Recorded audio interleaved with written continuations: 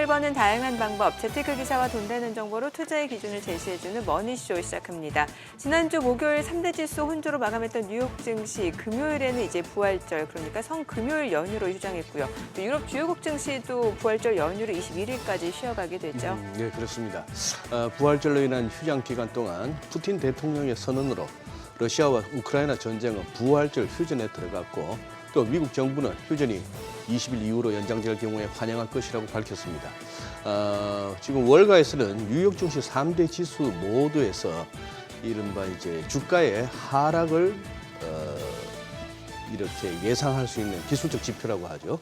데드크로스 현상이 발생했다면서 경고하는 양상입니다. M7 기업 중에서 아마존과 메타를 제외한 전 종목에서 데드크로스가 발생했다고 하는데요.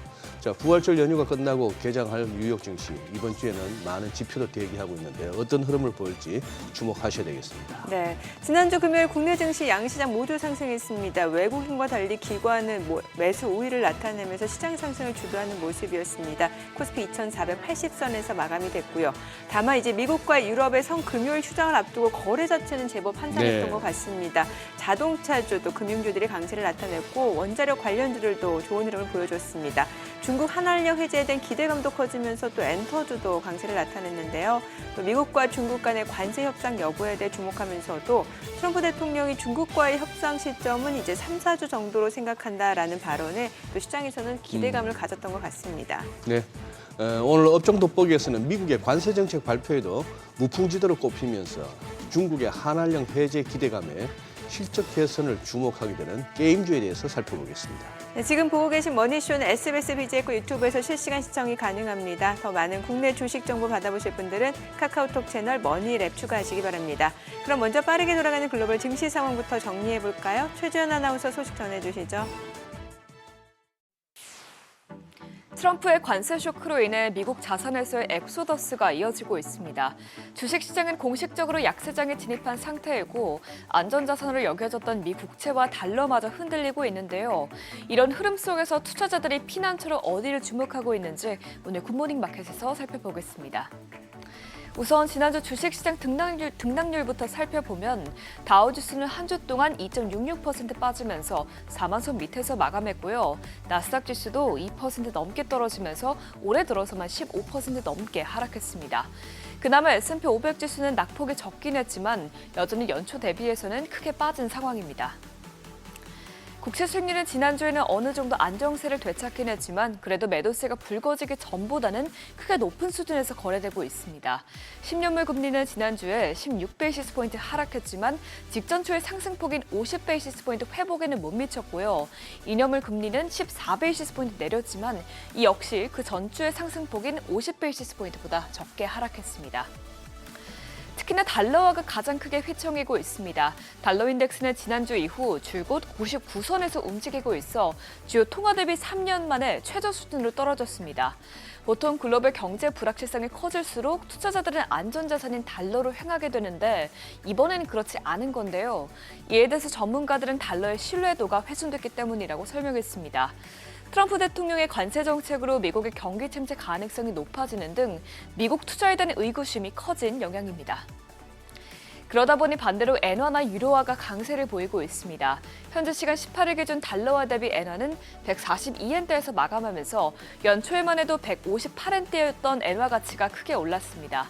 유로화당 달러 가치도 유로당 1.13달러를 나타내면서 2022년 4월 이후 최고치를 기록했습니다. 이외에도 미국 자산의 대체 자산으로 꼽히는 독일 국채와 일본 국채 등으로도 수요가 몰리고 있는데요.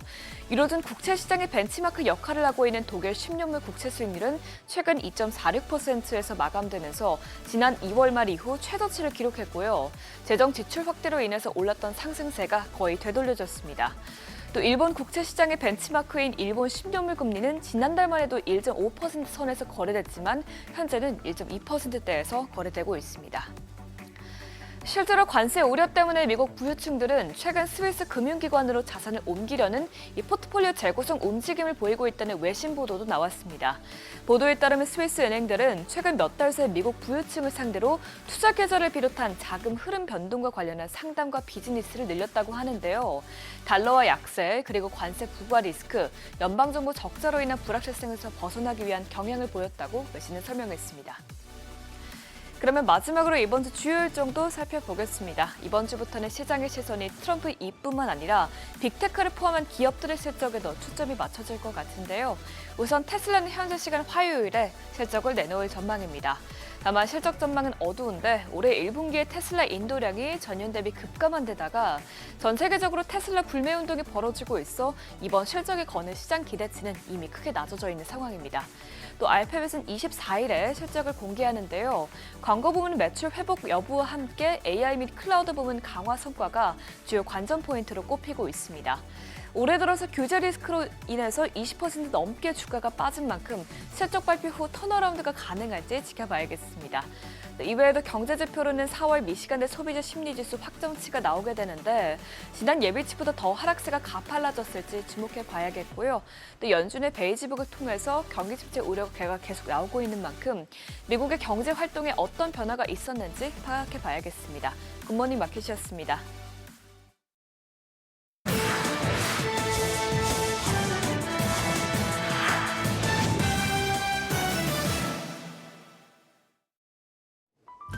외신이 주목한 주요 이슈들 짚어보겠습니다. 먼저 파이낸셜 타임즈입니다. 중국이 트럼프 관세에 맞서 꺼내든 히토류 수출 통제 카드로 글로벌 자동차 업계가 비상이 걸렸다 짚었는데요.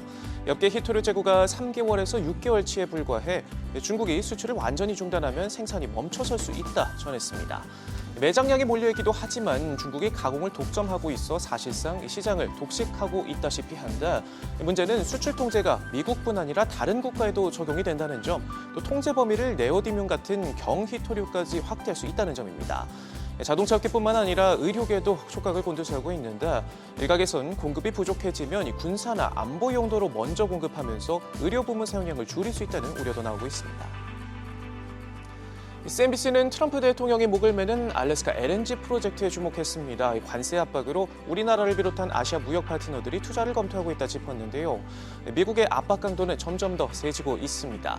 지난달 트럼프 대통령이 의회 연설에서 한국과 일본 등이 개발 사업에 참여해 수조 달러를 투자하기로 했다며 달갑지 않은 초대장을 내민 것을 시작으로 지난 8일에는 한덕수 권한대행과 통화 후 미국산 LNG 구매와 알래스카 파이프라인 사업 합작 투자를 관세 협상의 의제로 언급하기도 했습니다.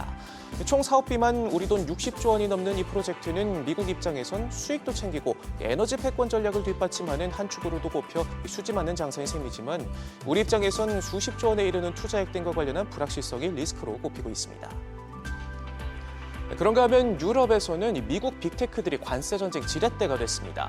월스트리트저널의 보도인데요. 유럽연합이 관세 협상 개시 직전 애플과 메타의 디지털 규제 위반에 따른 제재 발표를 연기한 것으로 전해졌습니다.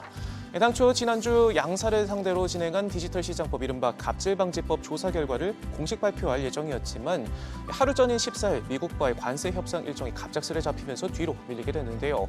미국을 자극하지 않기 위한 선택이었다는 평가가 나오고 있습니다.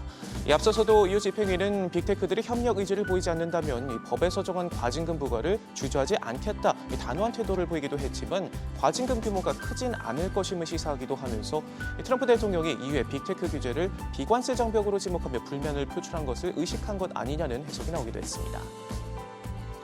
메타의 마크 저커버그, JP모건의 제이미 다이먼 CEO 등 미국의 갑부들이 이달 초 상호 관세 발표로 뉴욕 증시가 혼란에 빠지기 전인 지난 1분기 중 회사 주식을 대거 매각한 것으로 나타났습니다. 블룸버그에 따르면 저커버그는 메타 주식 110만 주, 우리 돈 1조 원어치를 팔아치웠는데 당시 주가는 사상 최고점에 달했던 시점이고요. JP모건의 다이먼 CEO도 같은 기간 3천억 원어치 회사 주식을 매각한 것으로 파악됐는데요. 해당 기간 회사 지분을 매각한 미국 상장기업 내부자는 총 3,800여 명으로 매각 지분 가치는 총 22조 원에 달했습니다. 로이터는 부진에 빠진 테슬라 소식 전했습니다. 올 상반기로 예정됐던 저가형 모델 Y 출시가 최소 석 달 연기됐다 전했는데요. 이르면 올 하반기, 늦으면 내년 초까지 계획이 밀릴 수 있다 덧붙였습니다. 정확한 이유는 알려지지 않은 채 당장 이번 주 1분기 실적 발표를 앞둔 테슬라에겐 달갑지 않은 소식인데요. 가뜩이나 판매량은 뚝 떨어져 한때 80%에 육박했던 글로벌 시장 점유율은 50% 밑으로 추락했고 머스크마저 정치에 한눈이 팔린 터라 투자자들은 로보택시와 보급형 전기차 소식만을 손꼽아 기다려왔습니다. 이런 가운데 주행거리계를 조작해 무상 보증 기간을 단축했다는 주장이 담긴 소송까지도 제기됐는데 바클레이즈는 테슬라의 목표 주가를 15%가량 내려잡는 등 월가에서도 주가 하향 조정이 이어지고 있습니다. 마지막으로 차이나 데일리입니다. 주말 사이 중국에서 열린 세계 첫 휴머노이드 마라톤 소식을 주목했습니다. 베이징에서 열린 이 대회에는 중국에서 만들어진 21개 로봇이 참가해 21km 거리를 달렸는데요. 저비용, 고효율 인공지능 모델로 앞서 세계에 충격을 안겼던 딥시크 모멘트를 실현했다는 평가가 나오면서 중국의 로봇 굴기에 관심이 쏠리고 있습니다.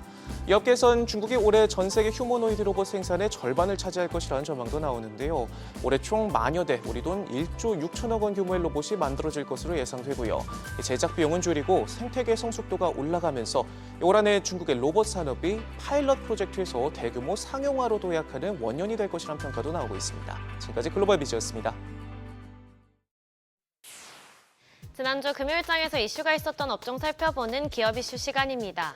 먼저 대선을 앞두고 연일 좋은 흐름 유지하고 있는 퓨리오사 AI 관련주가 강하게 시세 분출했습니다. 이날 주가를 끌어올린 건 퓨리오사 AI가 펜스타 엔터프라이즈와 함께 퓨리오사 AI의 NPU 기반 AI 솔루션을 소개하는 기술 설명회를 열었다는 소식이었는데요. 이 행사는 양사가 지난해 4월에 체결한 방위산업 공동진출 협력 방안의 하나로 마련됐습니다. 더불어서 퓨리오사 AI가 자금 조달 규모를 증액했다는 소식도 호재로 작용했는데요. 당초 8,300억 원 몸값에 700억 원 투자 유치를 정했지만 최근 투자 수요가 몰리면서 투자 유치 규모를 최대 900억 원으로 올려잡았습니다. 이에 따라 향후 투자 유치 후 기업 가치는 9천억 원을 훌쩍 넘어설 전망인데요. 여기에 정부가 1조 8천억 원 규모의 AI 분야 추경 예산을 활용해 AI 컴퓨팅 인프라 확충을 위한 첨단 GPU 10,000장을 연내에 확보하기로 했다는 소식도 관련주에 불을 붙였습니다. 마감 상황 보면 펜스타 엔터프라이즈와 4x4 또 엑스페릭스 모두 상한가 기록했고요. 나우아이비 26.89%, TS 인베스트먼트도 소폭 상승으로 마감했습니다. 비대면 진료 합법화에 대한 기대감이 커지면서 관련주가 강세 보였습니다. 지난 15일 더불어민주당이 대선 공약 중 하나로 비대면 원격 진료 합법화를 발표한 데 이어 국민의힘도 비대면 진료의 법적 근거를 마련하는 내용의 의료법 일부 개정안을 발의했습니다. 이는 22대 국회에서 두 번째로 발의된 비대면 진료 제도화 법안으로 초진과 재진의 구분 없이 의원급 의료기관을 중심으로 비대면 진료를 시행할 수 있도록 규정했는데요. 다만 의료 취약지 등 보건복지부가 정하는 경우엔 병원급 의료기관도 비대면 진료를 시행할 수 있도록 허용했습니다. 이처럼 정치권에서 비대면 진료 합법화를 계속해서 추진해 나가면서 재외국민을 대상으로 원격 의료 서비스 플랫폼 국책과제를 수행하고 있는 인성정보를 중심으로 관련주가 날아올랐습니다. 마감 상황 보면 호재 있었던 인성정보 24% 가까이 올랐고 케어랩스 14.29%, 유비케어 8.13%, 블루엠텍도 5.21% 시세 분출했고요. 비트컴퓨터도 5% 가까이 상승으로 마감했습니다. 비만 치료제 관련주도 좋은 흐름 보였는데요. 엘라이릴리가 개발 중인 경구용 당뇨병 치료제이자 비만 약물인 오포글리프론이 임상 3상 시험에서 유의미한 체중 감소 효과를 보였다는 소식이 호재로 작용했습니다. 현재 제파운드와 위고비 등 혈당과 식욕을 통제하는 약물들은 GLP-1 계열이며 모두 주사제로 활용되고 있는데요. 그런데 일라이릴리가 세계 최초로 GLP-1 계열에서 먹는 치료제를 개발하는 데 성공한 겁니다. 향후 제약업계의 판도를 바꿀 혁명으로 간주되면서 우리나라 관련주들도 힘을 받은 것으로 분석됩니다. 더불어서 미국이 바이오 분야에서 중국을 견제하기 위한 규제 카드를 꺼내들면서 우리나라 제약업계에 대한 수혜 기대감도 커지고 있는데요. 글로벌 제약사들의 탈중국 흐름이 더욱 빨라지면서 뛰어난 바이오 생산 능력과 안정적인 정치적 입지를 기반으로 한 우리 기업들이 글로벌 공급망 재편에 수혜를 볼 거란 분석입니다. 마감 상황 보면 아이큐어 17% 넘게 올랐고요. D&D 파마텍 16.47%, 펩트론도 11% 넘게 올랐고 올릭스와 인벤티지랩 모두 6% 넘게 시세 분출했습니다. 마지막으로 시멘트 관련주도 상승했는데요. 성식량의 계열사의 주력 제품이 업계 최초로 저탄소 제품 인증을 받았다는 소식이 투자 심리를 자극했습니다. 성신양회 계열사인 성신 CM이 자사가 생산하고 판매하는 콘크리트용 고로슬래그 미분말 제품이 환경부 산하 한국환경산업기술원의 환경성적표지 인증심의위원회에서 업계 최초로 저탄소 제품 인증을 획득했다고 밝혔는데요. 시멘트와 함께 건설 소재로 활용되는 이 제품은 자연자원 채굴을 줄이고 이산화탄소 배출량을 절감하는 데 기여합니다. 전 세계적으로 친환경에 대한 관심이 높아지고 있는 만큼 해당 제품이 향후 관련 업계에서 주목받을 것으로 보이면서 관련주가 함께 시세 분출했습니다.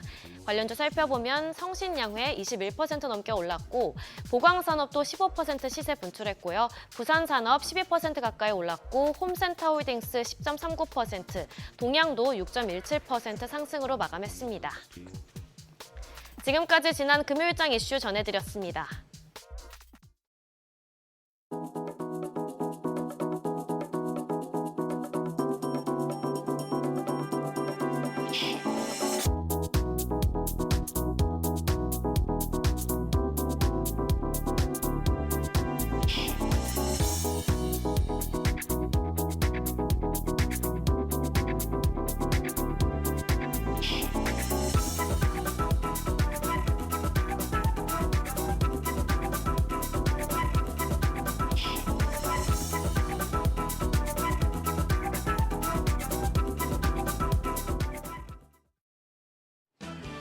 미국과의 관세 전쟁의 경랑 속에서도 우리 시장은 반등해냈습니다.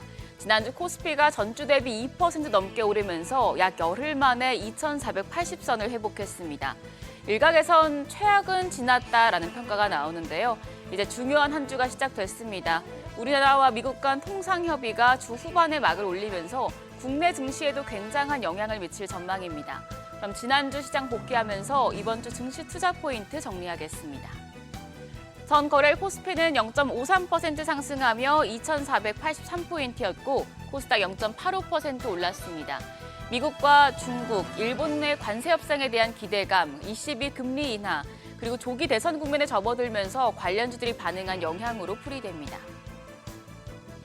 수급적으로는 외국인의 매도세가 지속되고 있습니다. 다만 외국인들의 매도 규모가 그렇게 크지 않은 데다가 선물 시장에서는 순매수로 대응하면서 외국인 매도세가 이전처럼 지수를 크게 누르는 형태로 작용하진 않고 있는데요. 외국인 유가증권 시장에서 1,000억 원 넘는 매도 우위를 기록했고 개인도 200억 원 넘는 팔자 포지션 취했습니다. 반면 기관 투자자가 800억 원 넘는 순매수를 나타냈습니다. 코스닥 시장에서도 외국인은 200억 원 팔아냈습니다. 다만 기관이 100억 원 넘게 순매수했고 개인도 320억 원 사자 포지션 취했습니다. 지난주 시가총액 상위 대형주들 움직임이 크진 않았습니다. 대형주들이 이번 주에 올라줘야 지수 자체가 추가적인 상승세를 나타낼 수 있다는 분석도 나오는데요. 유가증권 시장 시총 4위권까지 보면 삼성전자 소폭 올랐지만 SK하이닉스 보합이었고 LG에너지솔루션과 삼성바이오로직스는 하락했습니다. 자동차와 방산, 금융 대표주가 상승세를 시현했는데 아직 관세에 대한 불안감이 존재한다는 것으로 해석해 볼 수 있겠습니다. 코스닥 시총 상위 종목 중에선 일부 제약바이오 대표주들이 강세를 보였습니다. 펩트론이 11% 급등을 했는데요. 지난해 10월 식약처에 제출한 연골 무형성증 치료제 임상 일상 시험 계획 신청을 자진 취하했다고 밝혔습니다. 다만 외국인의 러브콜을 받는 모습이었고요. 그밖에 알테오젠과 리가캠 바이오, 파마 리서치 등이 상승 마감했습니다. 환율은 올랐습니다. 정기장 마감 시간 달러 기준 4원 40전 상승해 1,423원 30전에 거래를 마쳤습니다. 이후 야간 시간대에서도 큰 변화 없이 횡보세를 보였습니다. 주요국 휴장으로 별다른 재료가 없었기 때문인데요. 오늘 외환시장 잔잔하게 출발할 수 있겠습니다. 증권가에서는 트럼프 미국 대통령의 관세 리스크가 정점을 찍었다고 진단하고 있습니다. 태국 불면이 얼마나 이어질지 이번 주가 중요하겠는데요. 이번 주는 한미 무역 협상과 기업들의 실적 발표를 예의주시하셔야겠습니다. 미국 현지 시간으로 24일, 우리 시간으로는 이르면 이번 주 금요일에 미국과 우리나라가 협의를 시작할 전망입니다. 우리 정부는 25%인 상호 관세율을 낮추거나 자동차 등 품목별 관세 영향을 최소화하는 데 주력할 계획인데요. 관세 영향을 받는 섹터, 그리고 알래스카 프로젝트 관련주까지 이 결과에 따라서 움직일 수 있겠습니다. 한편 이번 주는 바이오 이벤트가 많습니다. 22일에 세계의약품 총회, 그리고 24일 골관절염 학회, 25일 미국의 암 학회까지 연관 있는 제약 바이오주들에게는 모멘텀이 될 수 있겠습니다. 기업들의 실적도 중요하겠는데요. 오늘 하나엔진과 LS일렉트릭, 그리고 수요일에 삼성바이오로직스, LG이노텍 등이 실적을 공개합니다. 목요일에 실적 발표가 집중되어 있는데요. SK하이닉스와 LG전자 확정 실적, 현대차, KB금융 등이, 그리고 금요일에는 현대모비스와 신한지주, 삼성 SDI의 실적이 나옵니다. 실적과 더불어서 이제 컨퍼런스에서 나오는 기업들의 사업 계획, 실적 가이던스 등이 중요하겠습니다. 한편 지난주 금요일 시간 외 거래에서는 STO 토큰증권 관련주가 강했습니다. 이재명 더불어민주당 예비후보가 오늘 증권사 리서치센터장들과의 간담회를 예고한 가운데 토큰증권에 대한 제도적 정비에 대한 기대가 확산되고 있기 때문입니다.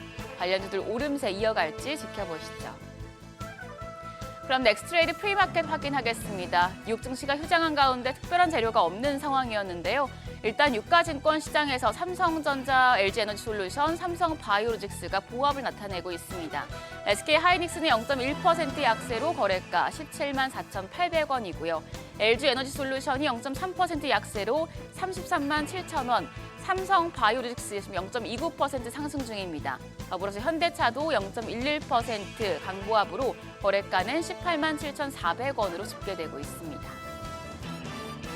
코스닥 시장에서는 지금 알테오젠을 제외하고 나머지 기업들은 약세로 출발을 할 것으로 보입니다. 알테오젠이 보합으로 39만 3,000원, 에코프로비엠이 0.52% 약세로 거래가 9만 6,000원입니다.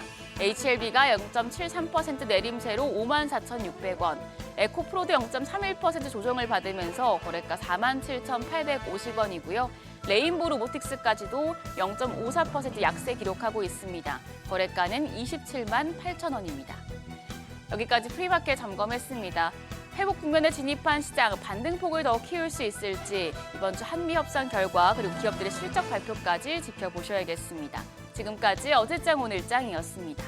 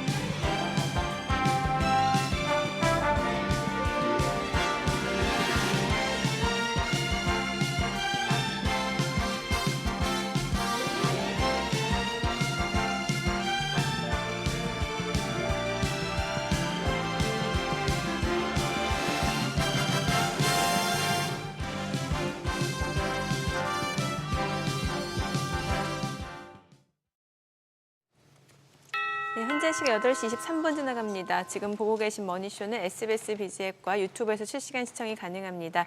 특히 SBS BG앱 다운로드 받으셔서 시청하시면 다양한 정보 확인해 보실 수 있고요. 더 많은 주식 정보 원하시는 분들은 카카오톡 채널에서 머니랩 검색하셔서 친구 추가하시면 됩니다. 특히나 요즘 같은 때 또 시장 흐름 예측이 쉽지 않잖아요. 그래서 네. 좀 증시 전망 리포트 받아보고 싶다 하시는 분들은 머니랩 추가하시면 그 리포트까지 받아보실 수 있다고 하니까요.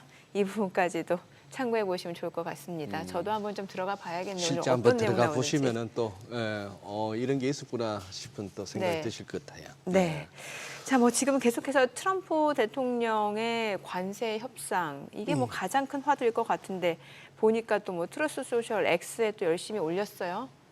오전 6시 우리 시간으로 15분 그러니까 그쪽 시간으로는 5시 15분이죠 오후. 그렇죠. 예. 일요일 오후 시간인데 뭐 쉬지 않는 분이네요. 에너지는 대단합니다. 그러니까요. 예, 그게 뭐 젊게 사는 비결일 수도 있어요. 어쩌면.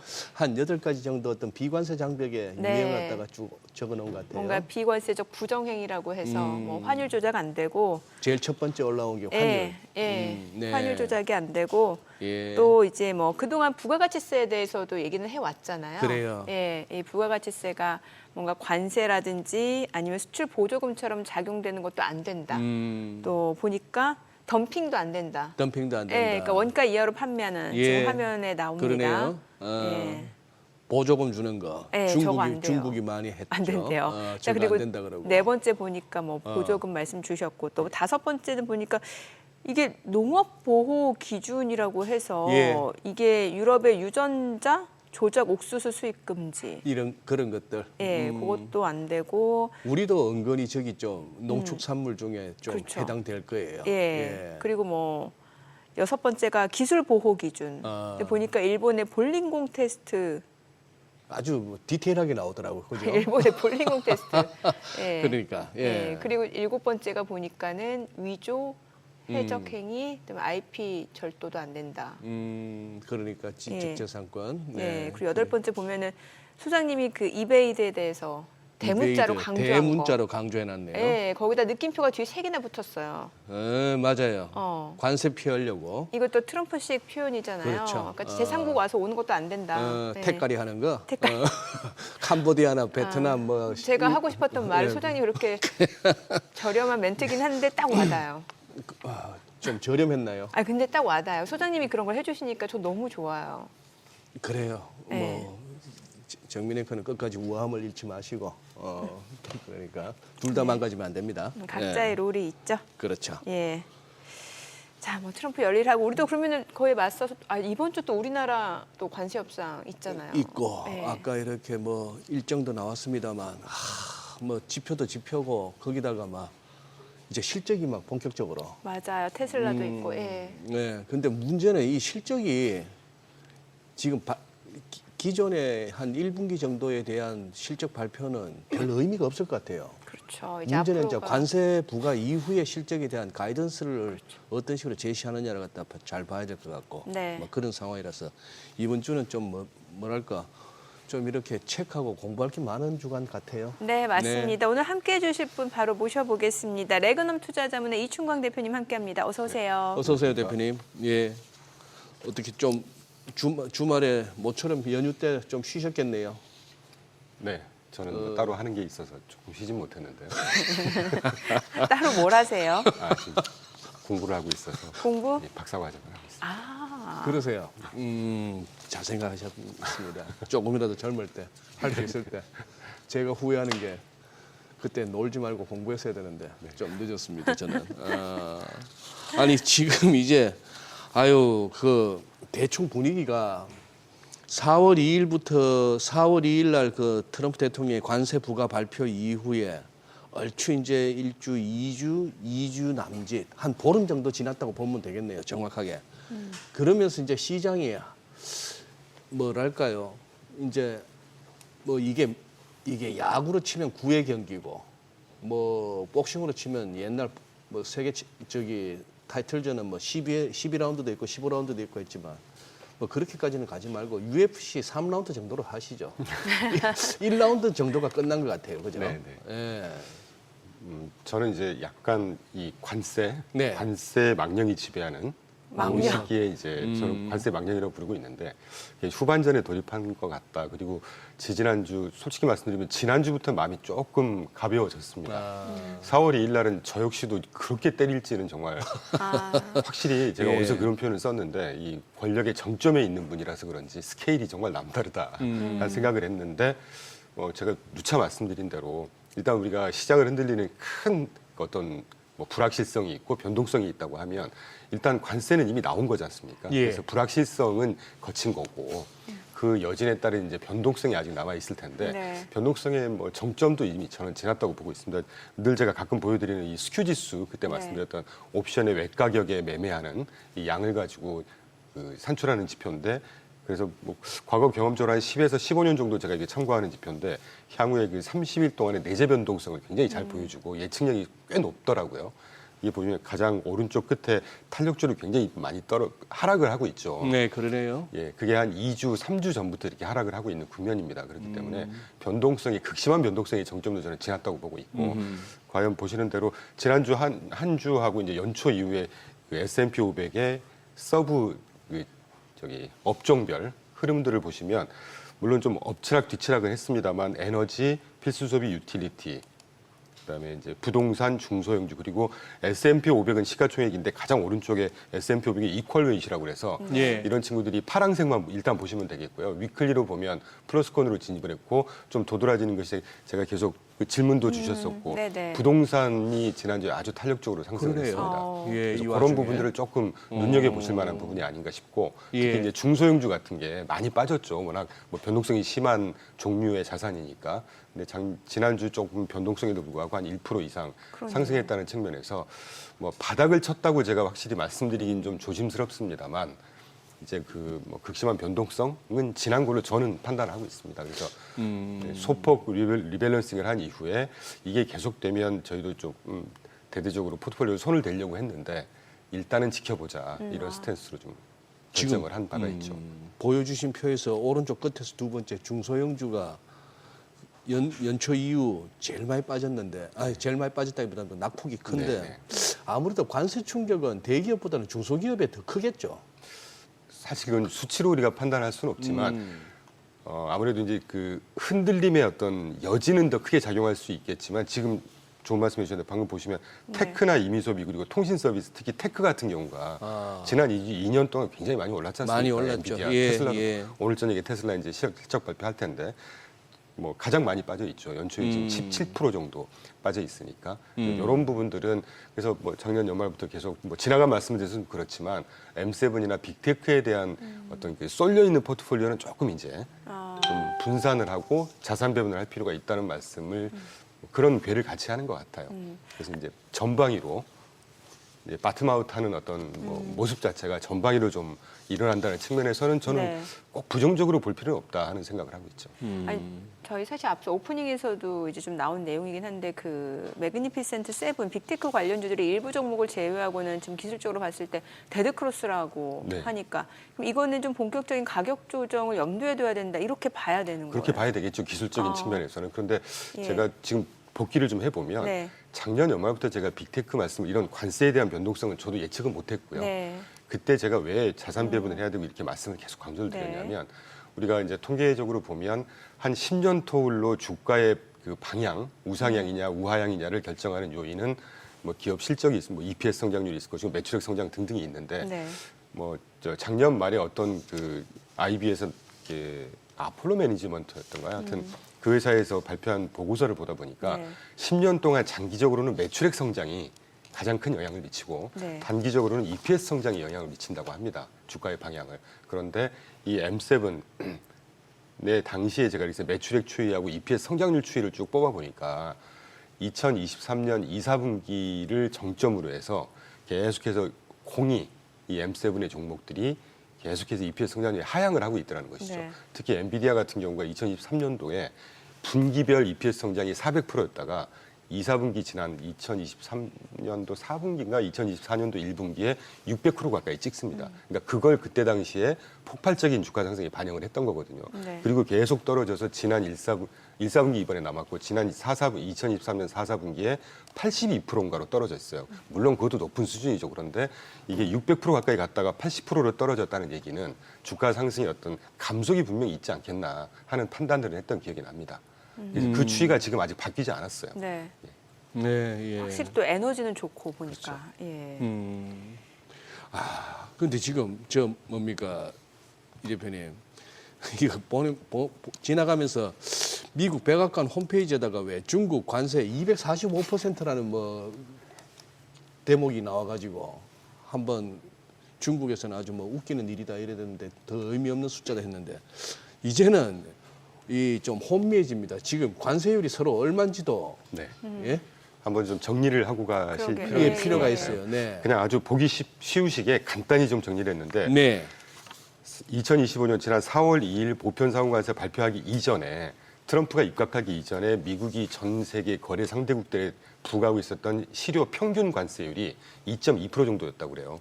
근데 이제 발표하는 기관 보고서마다 틀리니까 2에서 한 3% 정도로 가장 낮았습니다. 사실 전 세계 국가에서 예. 실효 관세 평균이 가장 낮은 국가였고 그거를 이제 뭐 알루미늄 때리고 뭐 멕시코 때리고 부분적으로 막 때렸었지 않습니까? 예. 그걸 감안한 게 이제 9%까지 끌어올렸다가 4월 2일 날 빨강색으로 보시는 보편 실효 관세율 총 26%라는 통계 자료가 있긴 한데 이것도 이제 발표돼 봐야 아는 거니까 25에서 30%까지 끌어올렸다고 그래요, 트럼프가. 이제 그것 때문에 시장이 많이 흔들렸죠. 근데 이거를 좀 우리가 구분해서 봐야 되는 것이 보편 관세를 10%로 고정을 시켜놓고 거기에 플러스 상호 보복 관세식으로 그걸 15에서 20%까지 부과해 놓은 상황입니다. 지금 관세라고 하는 게. 그런데 지금 제가 이제 긍정적으로 보고 있는 부분 중에 하나인데 4월 9일 날 이제 뭐 채권 시장이든 주식 시장이 그러니까 제가 볼 때 트럼프 입장에서도 그렇게 많이 흔들릴 거라는 생각을 못 했던 것 같아요. 아, 예. 뭐 예. 지지율도 지금 떨어지고 있는 상황이고 예. 어프로벌 레이트도. 그래서 부랴부랴 4월 9일 날 90일 유예할 게 이게 뭐 그분의 어떤 전략적인 시나리오였는지 아니면 조금 급한 네. 불을 끄는 어떤 애드학한 이런 조치였는지 모르겠지만 10% 수준은 관두고 그 옆에 상호관세 보복관세식으로 부과했던 15에서 22 부분을 협상 영역으로 지금 놓고 게임을 하고 있다는 생각이 듭니다. 그래서 어쨌건 트럼프 입장에서는 기존의 2.2% 수준이었던 보편 실효 관세율을 10%를 일단 고정을 해놨고 제가 지난주인가도 다른 방송에서 이렇게 이런 막 논을 하다가 그때 앵커님께서 10%만 해도 정말 다행이다 이런 표현을 하시더라고요. 그러니까 다른 거래국들의 입장에서 보면 예. 지금 굉장히 많이 굉장히 흔들어놨지 않습니까? 예. 그래서 이 보복관세 부분 15에서 20%만 거쳐주더라도 예. 미국 입장에서는 2.2였던 걸 10%를 일단 가져가는 것이죠. 그러니까 트럼프 입장에서는 최악이 아닌 겁니다. 트럼프 입장에서 위너인 것이죠. 본인이 네, 생각했을 네. 때. 그리고 다른 국가 입장에서도 최악의 경우 뭐 25에서 한 30%까지 부과당했던 걸 예. 이 보복관세 부분, 상호관세 부분만 거치게 협상을 하더라도 네. 최악은 아니구나. 이게 이제 트럼프가 진짜 생각했었던 그림이 아니었나 하는 생각이 들어요. 뭐 그 말씀을 들으니까 일견이 이제 어느 정도 뭐 전략적으로 세게 때려놓고 네. 그 다음에 이제 줄여 나가면서 다행스럽게 여기게 하는 그러면서 아까 처음에 보편 실효 관세율이 2 내지 3%였던 게 10%로 오면은 관세 수입은 늘 텐데 한 서너 배 늘겠죠. 서너 배 늘 것이고 근데 문제는 저것이 과연 그거 하다는 거죠.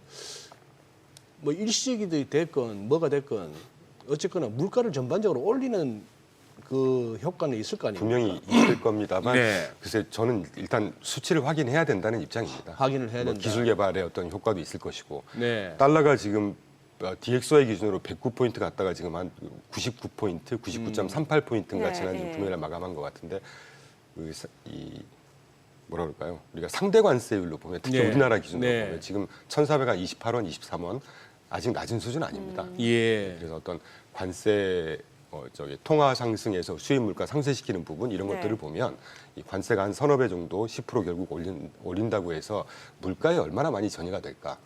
그리고 작년에 제가 말씀드렸던 기억이 나는데 이 캐피탈 그룹에서 전망했던 그 실효 관세 뭐 25%인가 20%인가 부과됐을 때 연 기준으로 한 1% 정도 상승을 CPI가 상승할 뭐 효과가 있다고 하는데 그 중에 이제 아까 말씀드렸던 관세라든가 기술 개발이라든가 생산성 향상이라든가 네. 이런 것들을 감안하면 연 0.6% 정도 상승하는 효과가 있지 않겠나 하는 생각을 저는 아직도 하고 있거든요. 네. 그럼 이게 월별로 보면 0.005 정도 된단 말입니다.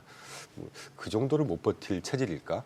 아직은 그렇게 뭐 비관적인 생각은 하지 않고 있습니다. 물가 관련해서는. 네네. 이제 기업 실적이나 이런 것들이 좀 훼손이 있겠죠. 그렇겠죠. 네. 예. 어찌됐든 뭐 트럼프가 의도하지 않았던 간에 이번에 이제 미국 트럼프가 촉발한 관세 전쟁으로 지금 달러 자체는 그래도 기존보다 확실하게 떨어졌죠. 지금 하향하고 있는 근데 추세잖아요. 이제 많이 예. 높았던 게 떨어졌다고 떨어진 생각을 거. 해야지 어. 평균 수준이었던 게 굉장히 싸졌다 이거는 아닌 것 같아요. 그 조금 확장해서 DXY를 한 10년, 20년 토를 네. 쭉 보지 않습니까? 그럼 95에서 한 100 사이 정도였습니다. 네네. 그래서 달러가 지금 트럼프가 얼마만큼의 싸지는 걸 원할지는 모르겠지만 네네. 달러가 지금 굉장히 많이 싸졌다 이거는 아직은 아닌 것 같아요. 그래요. 왜냐면은 오늘 뭐 새벽에 그러니까 우리 시간 새벽에 나온 그 뭐 트루스 소셜이라든지 X에 올린 것만 보더라도 비관세적 부정 행위에 대해서 첫 번째로 한 게 이제 환율 조작이다 보니까 네. 그 부분에 대해서도 분명히 이제 트럼프는 좀 어느 정도 의도를 하고 예, 그게 실제로 그럼 미국이 어떤 식으로 더 경기라든지 경제 좋아지는지 그거 가지고 계산을 했을 거 아니에요. 그렇겠죠. 예. 그러니까 달러가 싸진다는 얘기는 아주 뭐 경제학적으로 심플한 논리 아니겠습니까? 그분이 지금 대통령 당선된 꼭지가 제조업 리빌드업 하겠다 그래서 일자리 만들어주겠다. 네네. 저소득층 일자리 잃고 정말 굉장히 힘들었던 분들을 지금 케어하겠다는 거잖아요. 거기하고 괴를 같이 하는 것이죠. 그럼 이제 네. 수출 좋아질 것이고 수출이 좋아지면 제조업 예전에 한 뭐 5, 60년 전에 수출 강국으로서의 면모를 다시 가져가겠다. 근데 실제로 좀 현실적인 말씀을 드려보면 네. 이 제조업 공동화됐던 거를 다시 공장을 새로 막 만들고 이게 보통 한 10년 이상 걸린다고 하거든요. 그렇죠. 예, 정치적인 어떤 레토릭도 좀 섞여 있고 예. 뭐 이런 거 아니겠나 하는 생각이 듭니다. 지금 미국과 중국 간의 지금 이제 관세 전쟁 많은 전문가들이 중국은 준비해 왔다라는 의견이 우세한 것 같고 실제로 중국 같은 경우는 이제 미국에 대한 수출 의존도를 많이 낮춰왔다라고 하는데 실질적으로 어느 정도나 그런지 좀 네, 저희가 한번 보시죠. 좀 가장 그림을 중요한 통해서, 이슈입니다. 예, 지금 보면 좋을 것 결국은 같은데요. 이제 중국 뭐 이런 표현을 써도 될지 모르겠는데 네. 중국 때려잡기 위한 큰 그림이었다고 봐요. 아, 예. 그래서 먼저 좀 지금 보시는 차트가 4월 14일 날 스카페 하나 좀 짚고 넘어가고 싶은 게 4월 2일 날 보편 관세 그러니까 저기 네. 무지막지한 관세 때릴 때만 네. 해도 뭐 하워드 너팅이라든가 피터 나바로라든가 그래서 스카페세트가 권력의 정점에서 밀려난 거 아니냐 이런 성급한 또 판단을 했죠. 그랬었죠. 근데 지금 보면 네. 결국 스카페세트가 넘버 2라는 게 여실히 증명되고 있습니다. 여기저기 계속 나와서 이렇게 얘기하고 있는데 그 지난 4월 14일 날 월스트리트저널하고 인터뷰한 걸 보면 영국, 호주, 한국, 일본과 타결을 우선시하고 있고 관세 부과 이후에 10개국 이상이 놀라운 협정을 제안하고 있다. 이제 이런 멘트들을 참고를 좀 하시되 그러면 이제 영국부터 일본, 한국, 인도 이거 보면 전통적인 어떤 우방도 섞여 있고 전반적으로는 미국과 아주 사이가 좋은 나라들이란 말이에요. 그런데 전 세계 수출 시장에서 굉장히 의미가 있는 국가들입니다. 인도, 한국, 유방이면서 인도가 지금 넥스트 중국 역할을 좀 하고 있고 인도가 뭐 작년 재작년 인도 주가가 굉장히 많이 뜬 것이 뭐 인구도 이미 중국을 넘어서 버리는 국가고 네. 이런 국가들하고 협상을 할 때 뭘 협상을 하겠냐는 거죠. 그럼 이제 중국에서 오는 제품들에 대한 다변화 차원에서의 그런 역할도 요구를 할 것이고 그런 측면에서 일단 중국이 약간 저는 이제 최근 그 멘트들이나 이제 방송에서 뭐 그 트럼프가 지금 연락해주길 기다리고 있어 계속 던지는 게 예. 이미 수세에 몰려 있어 이런 표현들이 나오는데 저는 전혀 반대로 생각하고 있습니다. 이 중국발 소식들을 보면 예. 중국 경기 뭐 어떤 제가 그 성이나 시 이름을 하나하나 댈 수는 없지만 예.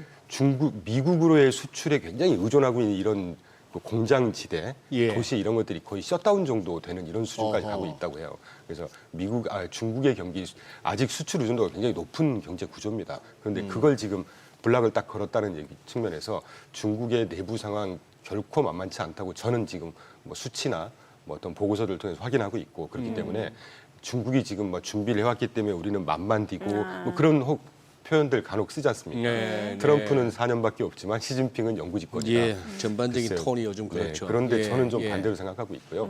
이미 굉장히 수세에 몰린 네. 국면이라고 생각하고 있고 그래서 지난주에 블룸버그에서 4월 네. 16일 날 발표를 했죠. 예. 중국 그 내부 소식통에 의해서 아, 중국은 무역 협상 조건을 이미 마련해 놓고 네, 있는데 네. 다만 그 지금 제이디 벤스 이런 분들이 네. 막 농노라고 표현하고 완전히 그 예. 굉장히 폄하하는 발언을 막 던지고 있단 말이죠. 네, 네. 그런 거 좀 제발 그만하게 좀 해라. 그래야 내가 뭐 속된 표현으로 좀 가오라는 게 있는데 내가 미국을 예. 가더라도 좀 어깨 펴고 가게끔 해줘야지. 가기 전부터 이렇게 막 막말하고 우리를 굉장히 천대시해버리는 표현 쓰고 이러지 말라는 거죠. 그러니까 이런 표현이 나왔다는 얘기는 블룸버그가 소스가 없이 이렇게 발표할 리가 없습니다. 예. 실제 블룸버그 기사 제가 확인했는데 내부 소식통에 의하면이라고 해서 네. 뭐 그 정상회담 전에 이제 우리가 누구를 컨택해야 될지 좀 정해줘라. 네. 여기저기서 산발적으로 막 던지지 말고 예. 이게 협상을 하자는 어떤 뉘앙스 아니겠나 아. 하는 생각이 들고 그래서 이 미국과 중국 간의 이제 협상의 어떤 패스가 얼마나 지리하게 밀당을 할지는 모르겠지만 의외로 또 쉽게 정말 넘버 원, 넘버 투와의 싸움이지 않습니까? 그래서 뭐 의외로 손쉽게 또 타결이 돼버릴 수도 있지 않을까 하는 생각도 뭐 이런저런 생각을 하고 있는데 분명히 미국이 지금 그 수세에 몰렸다는 건 좀 잘못 본 판단이라고 생각하고 있습니다. 지금 좀 화면에 나오고 있는데 그 중국에서 상무부 그 국제무역 담판 대표를 리청강을 임명했다. 그렇죠.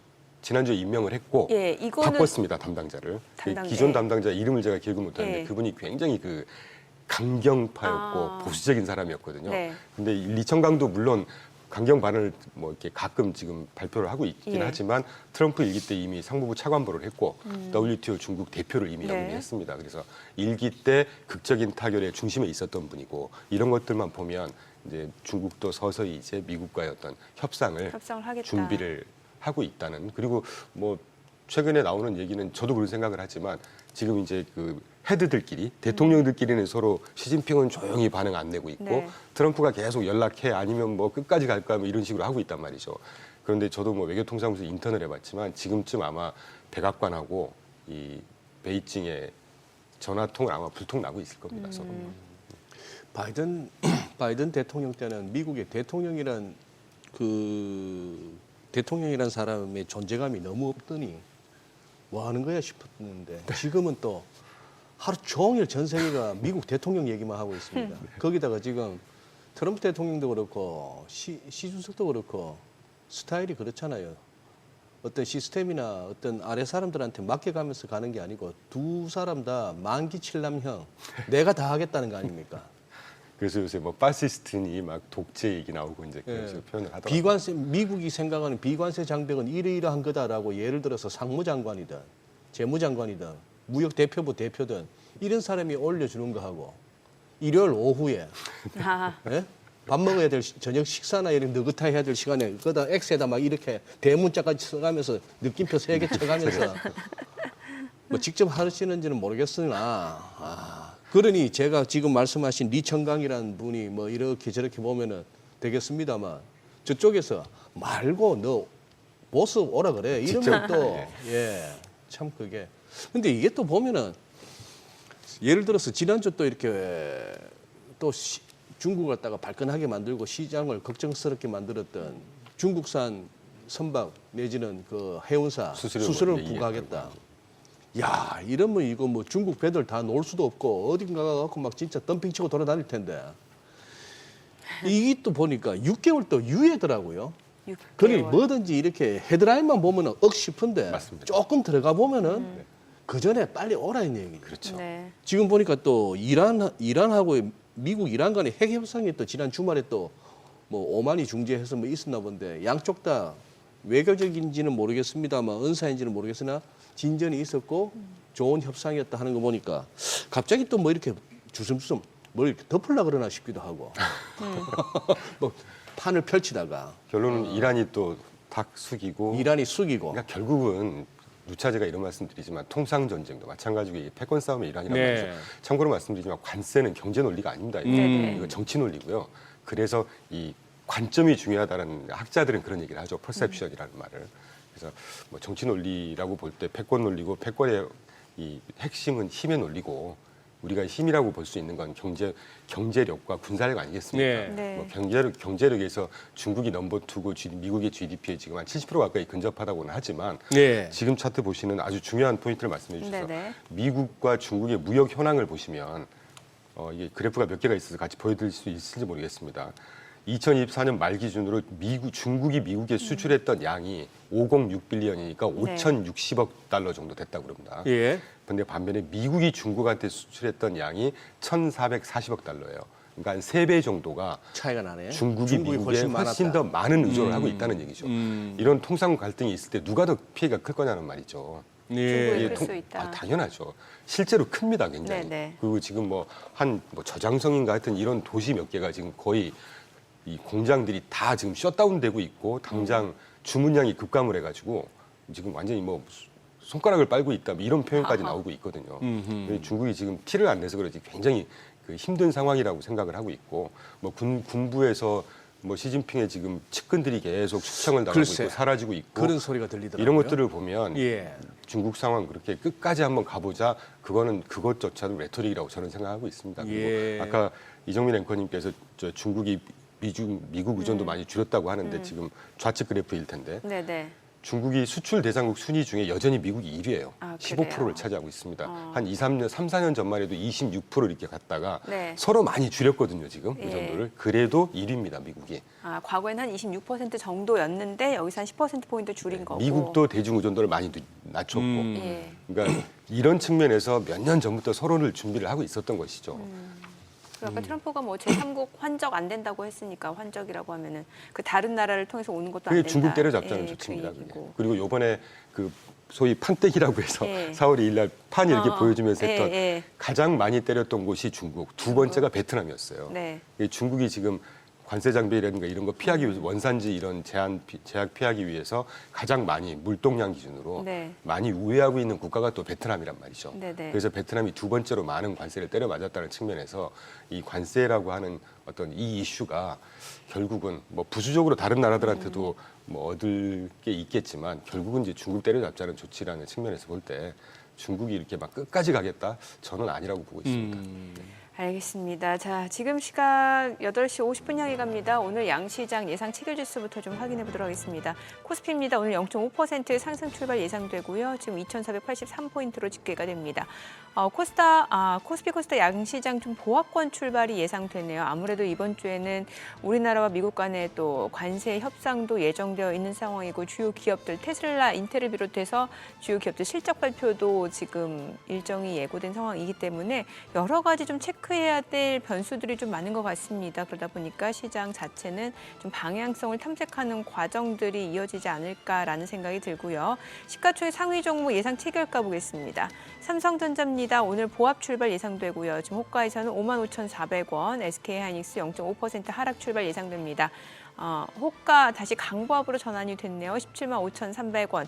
LG 에너지솔루션은 0.8% 하락 예상되고요. 호가는 335,000원. 삼성바이오로직스가 0.38% 오름세가 예상되고요. 예상 체결가 153,000원. 현대차 강보합 출발 예상되고요.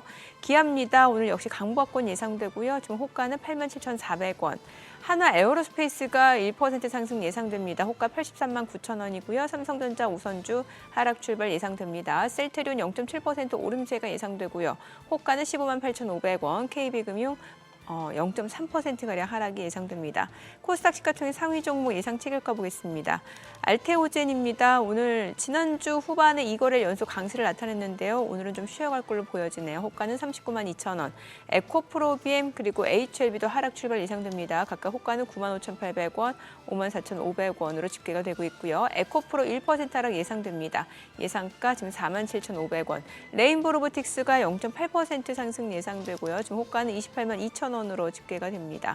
휴젤입니다. 오늘 강보합 출발 예상되고요. 호가는 345,500원. 펩트론 오늘 1%가량 하락 출발 예상되고 있습니다. 지금 호가는 63,200원으로 집계가 됩니다. 지난주 금요일에 11% 급등을 했었고요. 자, 그리고 클래시스 보합 출발 예상되고요. 리가캠바이오도 보합권 예상됩니다. 파마리서치 0.5%가량 하락 출발 예상되고요. 호가는 365,500원으로 집계됩니다. 자, 이제 개장까지 한 7분여가량 남았는데요. 일단 오늘 시장 자체는 좀 보합권, 뭐 사실 지금 시점에서 시장이 또 어떻게 방향을 좀 정하고 가기는 쉽지 않을 것 같아요. 네, 그렇죠. 예. 그러니까 지금 오늘 뭐 유럽은 오늘까지 놀지만 미국은 장 열리는 거 맞죠? 네, 오늘 열려요. 네, 네.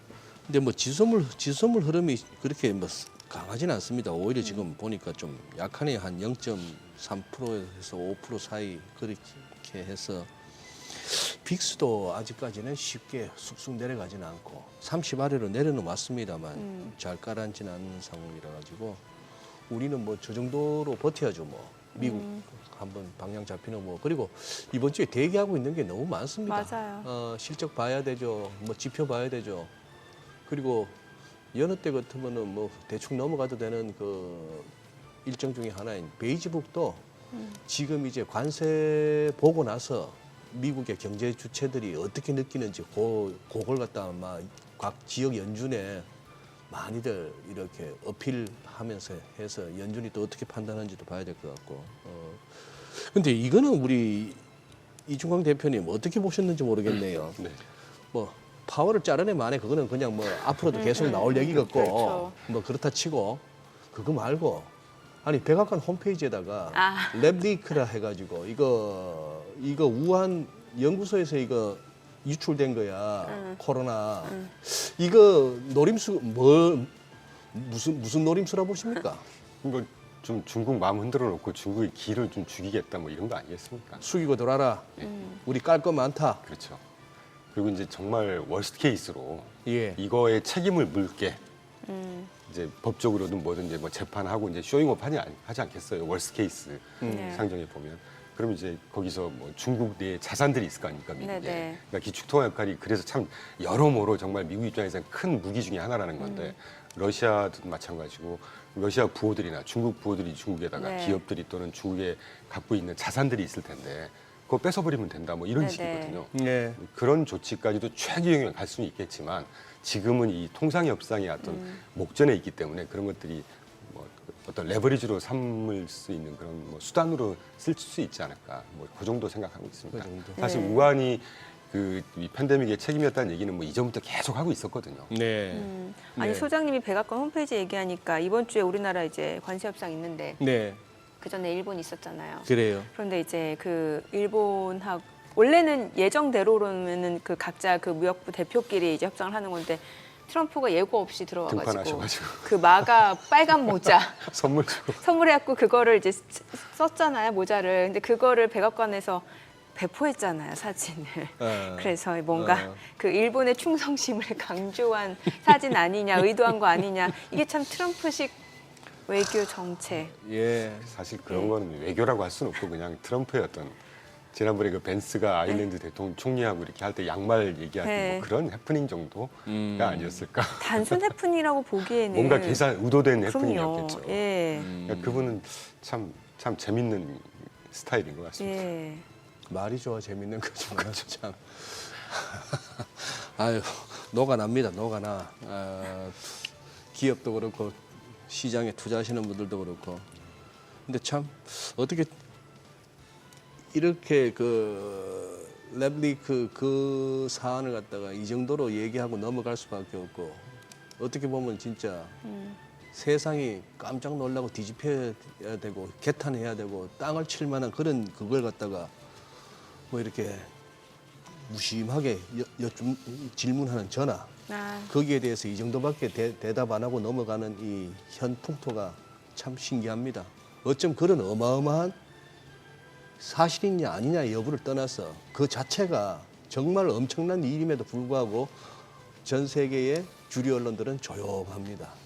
그걸 갖고 뭘 파헤쳐 보려고도 하지 않고 뭐 어디까지가 진실인지도 알려고도 하지 않고 세상이 그렇게 돼버렸네요. 그래서 많은 얘기들이 생략되거나 뒷전으로 빠진 채 우리는 시장을 논하고 전망하고. 네, 저 역시도 좀 안타깝죠. 어떤 이슈가 있으면 또 제가 보는 좀 안타까운 측면은 너무 네. 한쪽에만 이렇게 막 쏠려 있다는 것도 참 안타깝습니다. 전 세계가 다 그런 것 같아요. 어느 나라나 보니까 쫙 갈려가지고 이쪽은 이쪽 하는 게 다 싫고 이쪽은 또 이쪽 하는 게 다 싫은 거예요. 그게 좀 안타까운 현상인 것 같아요. 네. 아니 그러면 중국에서는 지금 이제 갖고 있는 카드가 나오는 게 뭐 희토류 수출 금지라든지 아니면은 뭐 미국채 파는 거 아니냐 뭐 이런 얘기 있잖아요. 그건 물론 이제 마지막까지 좀 갖고 있는 카드다라는 얘기도 있습니다만 희토류 같은 경우는 어떻게 보면은 좀 결정적인 또 중국 입장에서는 뭐 카드잖아요. 그렇죠. 예. 그러니까 방금 소장님께서 말씀해 주셨던 희토류 전면 수출 금지했어. 예. 미국이 난리 났어. 또 이런 시각이 나올 수 있단 그렇죠. 말이죠. 그렇죠. 네. 예. 그래서 제가 네. 그 질문 나오실 것 같아서 차트 하나 준비한 게 있습니다. 네네네. 보충 차트인데 희토류 매장량이 중국이 가장 많이 갖고 있긴 합니다. 지금 ROA라고 해서 옥사이드 그 함유량 기준으로 볼 때 예. 한 4,400만 톤이 지금 매장이 돼 있다고 해요, 중국에. 네. 그런데 미국이 전혀 없지 않습니다. 네. 190만 톤 정도 갖고 있고 예. 자동차라든가 컴퓨터 이런 데 쓰이는데 190만 톤 당장 이게 쓸 수는 없어요. 왜냐하면 미국이 한 40년 전에도 반도체 그 제조하는 거를 해외로 돌렸던 게 이게 발암 물질이 많고 환경에 안 좋고 인체에 안 좋다 그래서 뭐라 그랬죠? 그 반도체 제조 공정 자체를 해외로 다 이렇게 아웃소싱을 했던 거거든요. 비슷합니다. 이 희토류도 그 정제하는 과정에서 굉장히 이게 발암 물질이라든가 환경에 안 좋다 그래요. 그래서 이거를 법적으로 막아놓고 생산을 안 해서 자국 내에서 정제를 안 했던 것 뿐입니다. 네네. 그러니까 정제를 하기 위한 공장 지금 텍사스 짓고 있고 그래서 몇 년이 소요되긴 하겠죠. 그런데 뭐 그런 아픔 정도는 있겠지만 중국만 다 갖고 있고 미국이 전혀 없지 않다.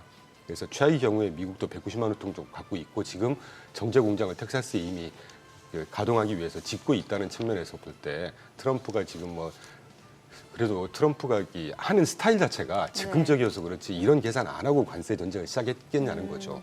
그런 평가도 있다는 말씀 정도 드리고 그리고 또 하나는 제가 그 차트를 갖고 온 것 같은데 그 최근에 이제 그 중국이 네. 통상 어떤 이 압박에 대해서 뭐 미국 채권을 다 팔고 있는 거 아니냐. 아, 그거는 이제 4월 이제 알 수 있나요? 아닌가요, 아직? 그게 뭐 몇 개월에 한 번씩 이렇게 집계가 되기 때문에 지금 현재 나온 건 작년 말까지만 예, 나왔거든요. 이게 지금 보시는 차트가 미 국채의 해외 투자자와 국내 투자자의 보유 비중을 보시면 2008년 당시부터 그 외국인 투자 비중의 노랑, 그런데 그러니까 저희가 주황색이 이 국채 얘기는 좀 개장하고 네네, 그렇죠. 자세히 좀 들어보도록 하겠습니다. 자, 오늘 국내 증시 흐름 확인해 보죠. 개장합니다.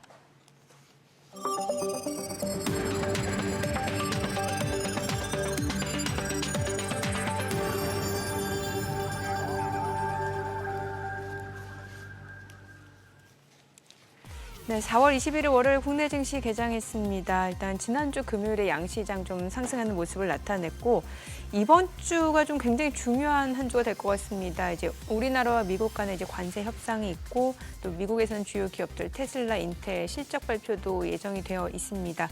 또 이제 미국은 지난주 금요일 성금요일 부활절 연휴로 휴장을 하고 오늘 이제 개장을 하게 되는데 계속해서 관세 이슈가 또 시장에 어떤 영향을 주는지 좀 보시면서 대응을 하셔야 될 것 같습니다. 자, 오늘 양시장 출발 지수 보겠습니다. 보합권이네요. 코스피가 강보합으로 2,486, 코스닥 약보합권으로 717포인트입니다. 시가총액 상위 종목 시초가 보겠습니다. 삼성전자 지금 보합권으로 55,200원이고요. SK하이닉스 약보합 174,700원, LG에너지솔루션 보합이네요. 338,000원이고 삼성바이오로직스가 0.38% 상승하면서 153,000원이고요. 현대차 강보합권으로 187,500원에 지금 거래되고 있습니다. 기아가 0.3% 올라갑니다. 87,800원. 그리고 하나 에어로스페이스가 1.8% 오름세로 843,000원이고요. 삼성전자 우선주 좀 떨어집니다. 셀트리온 강보합권이네요. 157,200원. 지금 약보합으로 전환이 됐고 KB금융 강보합 82,500원에 거래되고 있습니다. 코스닥 시가총액 상위 종목 시초가도 보겠습니다. 알테오젠 오늘 0.8%가량 떨어집니다. 지금 현재 389,500원이고 에코프로비엠도 내림세죠. 95,500원. HLB가 1.2% 하락하면서 54,300원이고 에코프로도 1% 떨어집니다. 47,450원. 레인보로보틱스가 지금 보합권이고 휴젤이 지금 0.2%가량 떨어집니다. 338,500원, 펩트론이 1.6% 하락하면서 177,200원, 클래시스, 리가캔바이오도 내림세고요. 파마리서치까지도 1.3%가량 하락 출발 보입니다. 362,000원에 거래되고 있습니다. 오늘 시장에서 특징을 보이고 있는 섹터 종목들 좀 체크해 보겠습니다. 오늘은 이제 뭐 STO, NFT 관련주들이 좀 움직임을 보여줍니다. 갤럭시와 머니트리가 8% 강세를 나타내고 있고요. 유라클도 3.5% 상승합니다. 엠노도 2% 올라가고요. 셀버스 AI, 폴라리스 오피스도 지금 1% 이상 오름세고요. 갤럭시 SM도 상승 흐름 보여주고 있고 FSN, ITSN 그리고 뱅크웨어 글로벌이 20%가량 급등을 하면서 5,510원 선에서 거래되고 있습니다. 그 밖에 IT아이즈도 27% 급등을 하고 있는 상황이고요. 핑거, 아톤, 핑거도 14% 급등합니다. 두 자릿수 상승률을 보여줍니다. 오늘 STO 관련주, NFT 관련주 다 좋습니다. 서울 옥션도 3% 상승 보여주고 있는 상황이고요. 지금 아니면은 또 이제 뭐 카카오뱅크 관련주라고도 나와 있긴 합니다만 예스24, 알서포트, 한세S24 홀딩스 이런 종목들이 올라가는데 글쎄요, 이게 카카오뱅크라기보다는 이제 정치인 정책 테마 관련주로 좀 보시는 게 더 좀 타당해 보입니다. 오늘 출산 장려 정책 관련주들도 움직임이 있거든요. 그러니까 출산 장려 정책도 보게 되면 이제 아가방 컴퍼니가 5% 상승하고 제로투세븐도 2% 올라가고요. 또 메디앙스도 1.7% 상승세, 꿈비도 2% 이상 올라갑니다. 에르코스가 5% 상승 보여주고 있는 모습이고 뭐 예림당도 지금 0.9%가량 오름세 이어집니다. 지금 시각 9시 4분 향해 갑니다. 수급 상황 좀 체크해 보겠습니다. 오늘 유가증권 시장에서는 개인 투자자 순매수 보여줍니다. 563억 원 매수 우위고요. 외국인과 기관은 각각 488억 원, 85억 원 매도 우위입니다.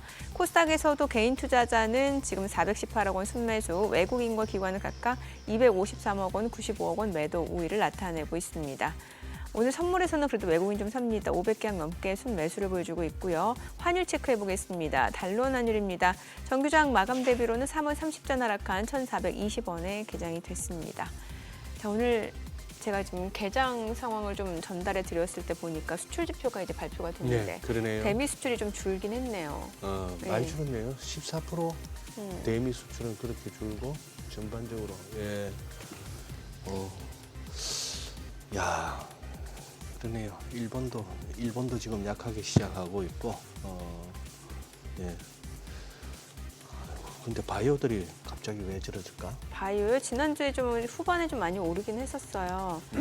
그러다 보니까 이제 좀 차익 실현 물량들이 좀 나오는 것 같고, 네, 뭐 앞서서 이제 펩트론 같은 경우는 글쎄요, 펩트론은 아까 사는 뉴스에 나오지 않았나요? 뭐 공시 쪽에 기업 공시. 얼핏 기업 공시에서 무슨 뭐 임상 그것도 2차도 아닌 1차에서 뭐 자진 뭐 예. 시험 계획, 자진 취하.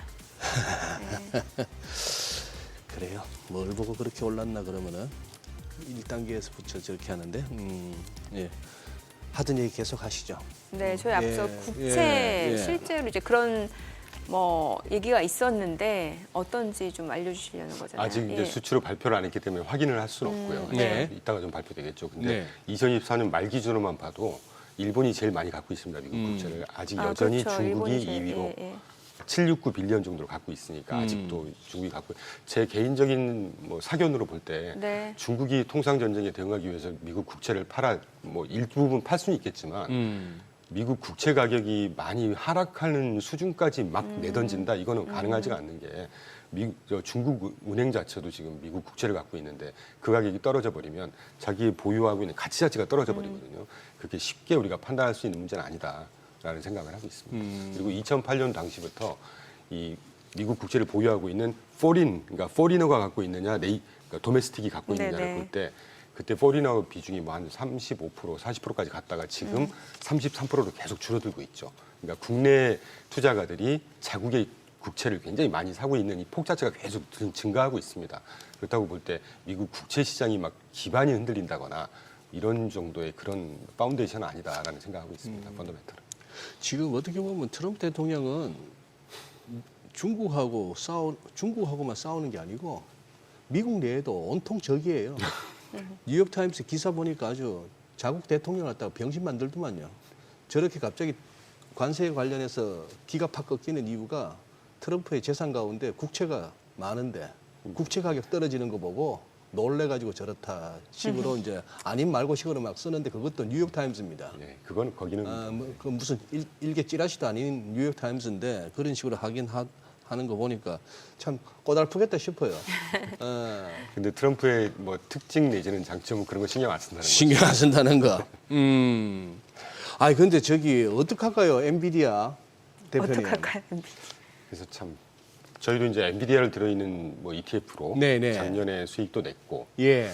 그랬는데 하여튼 아까도 모두에 말씀드렸지만 저는 특히 엔비디아가 2024년 1사분기에 예. EPS 성장률, 분기 EPS 성장이 580%가까지 치솟았다가 예. 계속 400%, 300%, 100% 지금 82%까지 떨어져 있거든요. 예. 그렇다고 볼 때 모르겠습니다. 제가 뭐 개별 종목을 투자하는 종목 전문가는 아니기 때문에 자세한 말씀 못 드리겠지만 일단 이익 성장세 자체가 지금 뭐 꺾였다고 표현할 수는 없어요. 그 네. 82%도 여전히 높은 수준이니까. 네. 그런데 과거 추세적으로 계속 이렇게 하락하고 있다는 측면에서 볼 때 주가가 쉽게 이렇게 뜰까? 또 하나 측면은 이 관세 망령이라는 게 기본적으로 10% 정도가 뭐 미니멈이라고 하더라도 예. 과거보다는 해외 어떤 수출이라든가 뭐 이런 노출돼 있는 기업들이 좀 큰 타격을 받지 않겠습니까? 예. 엔비디아도 마찬가지고요. 예. 그래서 이제 그런 측면을 보고 작년에 이제 배분하고 다른 종목, 다른 업종들로 좀 분산을 해야 된다는 생각을 했는데 아직도 저는 그 생각이 변함이 없고 대표적으로 그 엔비디아가 지난 2년 동안 거의 180으로 200% 가까이 상승했습니다. 그 맞아요. 조금 더 확장하면 너무, 거의 뭐 예, 8배, 예. 10배 상승한 거거든요. 예. 그러면 이렇게 이 성장세 자체가 꺾이고 이렇게 되면 그걸 반영을 하는 것이죠, 주가라고 하는 것이. 그 달러 좀 다시 좀 여쭤볼게요. 앞서서 이제 달러 인덱스 놓고 봤을 때 그전에 워낙 높았던 거지 지금이 많이 떨어진 건 아니다라는 말씀 네, 저는 그런 주셨는데 생각 갖고 있습니다. 어찌됐건 뭐 트럼프 대통령은 뭔가 약달러 기조를 추구하고 그럼에도 불구하고 그 달러의 위상, 그 기축통화 가치는 계속해서 가져가고 싶어 하는 거잖아요.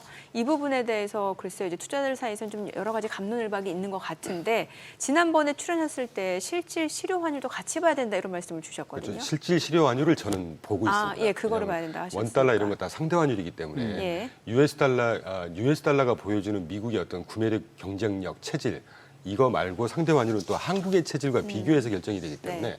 최근 뭐 유로화라든가 그다음에 다른 다른 엔화라든가 이런 거에 대한 달러 추이하고 원 달러하고는 또 다르단 말이죠, 지금. 네네. 예, 한국의 상황이 이렇게 녹록치 않은 걸 반영해서 지금 1,420원대를 아직 지키고 있는데 그래서 그런 것들이 막 조금 속된 말로 헷갈리기 때문에 실질 실환율이 가장 정확하다고 보거든요. 지금 보시는 대로 가장 오른쪽에 파란색이 US 달러의 이제 파란색. 실질 실효 환율입니다. 예. 제일 위에 있는 거요? 예, 제일 위에 있는 그게 그만큼 과연 좀 강하다는 꺾이긴 얘기 하죠. 아니에요? 예, 강한 추세가 살아 있지만 최근에 좀 꺾여서 떨어지고 있긴 하죠. 아, 그런데 중요한 건 다른 국가들의 추이를 보면 다른 국가들 뭐 유로화라든가 위안화라든가 원화, 엔화 이런 추이들이 US 달러가 상승하는 추이를 이제 같이 이게 상승을 해야 통화가 강해지는 거잖아요. 네. 근데 그 추이가 아직은 안 보이고 있죠. 유로 같은 경우는 이제 워낙 그 달러와 이게 좀 뭐라 그럴까 뭐 패그까지는 아니지만 네. 우리가 지표로 봐야 되는 통화이기 때문에 조금 되팀 현상이 있긴 하지만 네. 다른 뭐 위안화라든가 엔화라든가 코리아 원화는 아직 이렇게 쭉 상승하는 측면이 아직은 안 보이고 있죠. 요거가 지금 연 단위로 돼 있잖아요. 네네. 요거 좀 확대해가지고 저 끝에만 또 확대해 보면 더 좋을 것 같아요. 그렇죠. 요 오른쪽 부분 쭉 보시면 이제 달러가 좀 꺾이고 있는 건 맞습니다. 그런데 뭐 조금 한 2020년 그 세로줄 그어놓은 그 부분만 보시더라도 네. 올라가다 떨어졌다 반복을 하잖아요. 제가 왜 이런 말씀을 드리냐면 이게 참 그래요. 이제 그 시계열 배열일 때는 좀 그 기간을 어느 정도로 놓고 보느냐에 따라서 추세가 뭐 하락이다, 뭐 우상향이다, 아니면 횡보다 이렇게 얘기할 수 있는 거고 또 그 기간을 또 이렇게 뭔가 조금 타이트하게 보게 되면은 거기에서 또 추세가 또 다르게 얘기가 나올 수도 그렇죠. 있으니까. 그런 굉장히 좋은 말씀하셨고 제가 지금 1980년 거부터 쭉 예. 확장해서 네, 가져다 네, 드린 네. 이유가 예. 방금 앵커님 말씀하신 대로 이 최근 연초 이유만 딱 보면 네. US 달러가 굉장히 싸진 걸로 보이죠. 그러니까. 근데 큰 흐름을 한번 보시잖아요. 그런 의미에서. 예. 그래서 2010년 당시 11년, 12년 이쯤이 거의 바닥이지 않습니까? 네. US 달러 파란색이. 예. 그리고 지금 계속 추세적으로 상승을 하고 있잖아요. 그게 이제 왜 제가 첫 번째 출연을 드렸을 때 트레이드 패러다임이 이미 바뀌었고 예. 자국 우선주의, 각자 도생하는 시기가 이제로 오고 예. 있다. 네. 그런 추이를 반영하는 거 아닐까요? 그리고 그 도도한 흐름 내에서 지금 관세 정쟁도 하나의 이슈일 뿐이라는 생각을 하고 있습니다. 조금 길게 보면. 또 오늘 처음 보신 분들은 아니 그러면 대체 왜 실질 실효 환율을 봐야 되냐 이런 의문을 갖고 계실 수도 있는데 네. 그걸 다시 한번 좀 설명해 주시면 좋을 것 같아요. 간단히 설명드리면 예. 아까 소개해드렸던 것 같은데 상대 환율이죠. 우리가 보통 보는 환율은 1,420원은 US 달러와 네. 원화의 비교 달러, 환율이란 원 말이죠. 이런 식으로. 예. 그런데 이 달러를 기준으로 볼 때 이게 진짜 싸져 있느냐 비싸지느냐를 보려면 원화 대비 달러뿐만이 아니라 유로화 대비, 위안화 대비, 엔화 대비를 다 봐야 되는 거지 않습니까? 네. 그럼 이게 방향을 잡을 수가 없죠. 그래서 실질 실효 환율이라고 하는 것은 한 국가가 거래하고 있는 1위부터 보통 한 7위 정도까지의 네. 가장 큰 거래국 상대국의 예. 통화하고 통화의 구매력을 갖고 가중 평균을 해서 실제 그 나라의 통화의 그 구매력을 갖고 판단하는 환율입니다. 이게 네. 물가 상승률까지 감안을 하는 거고요. 예. 그러니까 실제 그 나라 통화의 경쟁력, 값어치를 보여주는 아주 좋은 지표죠. 그래서 이제 실질 실효 환율을 좀 볼 필요가 있다 하는 생각을 하고 있습니다. 이제 저게 이제 부연 설명을 드리자면 RER, real 앞에 real은 실질이란 얘기고 항상 지표에서 실질이란 얘기는 물가, 인플레이션을 네, 감안한다는 감안한, 얘기고 네. 그다음에 실효 RER, 환율. effective는 실효. 요거는 이제 각국의 무역 비중을 그렇죠. 갖다가 실제 적용이 되고 있는. 무역 비중을 갖다 이렇게 가중 평균하고 그러니 뭐 우리하고 미국만 따지는 것도 아니고 각국의 이제 무역 비중을 따지고 물가 상승률까지 감안한 그런 환율이다라고 보시면 되니까 네. 저걸 갖다 산출하는 거야 이코노미스트들한테 맡기고 이렇게 추이를 보면서 그렇죠, 아, 추이를 어느 본다. 통화가 강해지고 있구나, 절대적인 약해지고 있구나 하는 그렇게 이제 봐주십사는 얘기죠. 야, 근데 참 예, 까다로운 앵커예요. 그냥 네. 질문지만 읽어 나가면 근데 좋은 질문지만 읽어 질문이 나가면 있어서. 되지.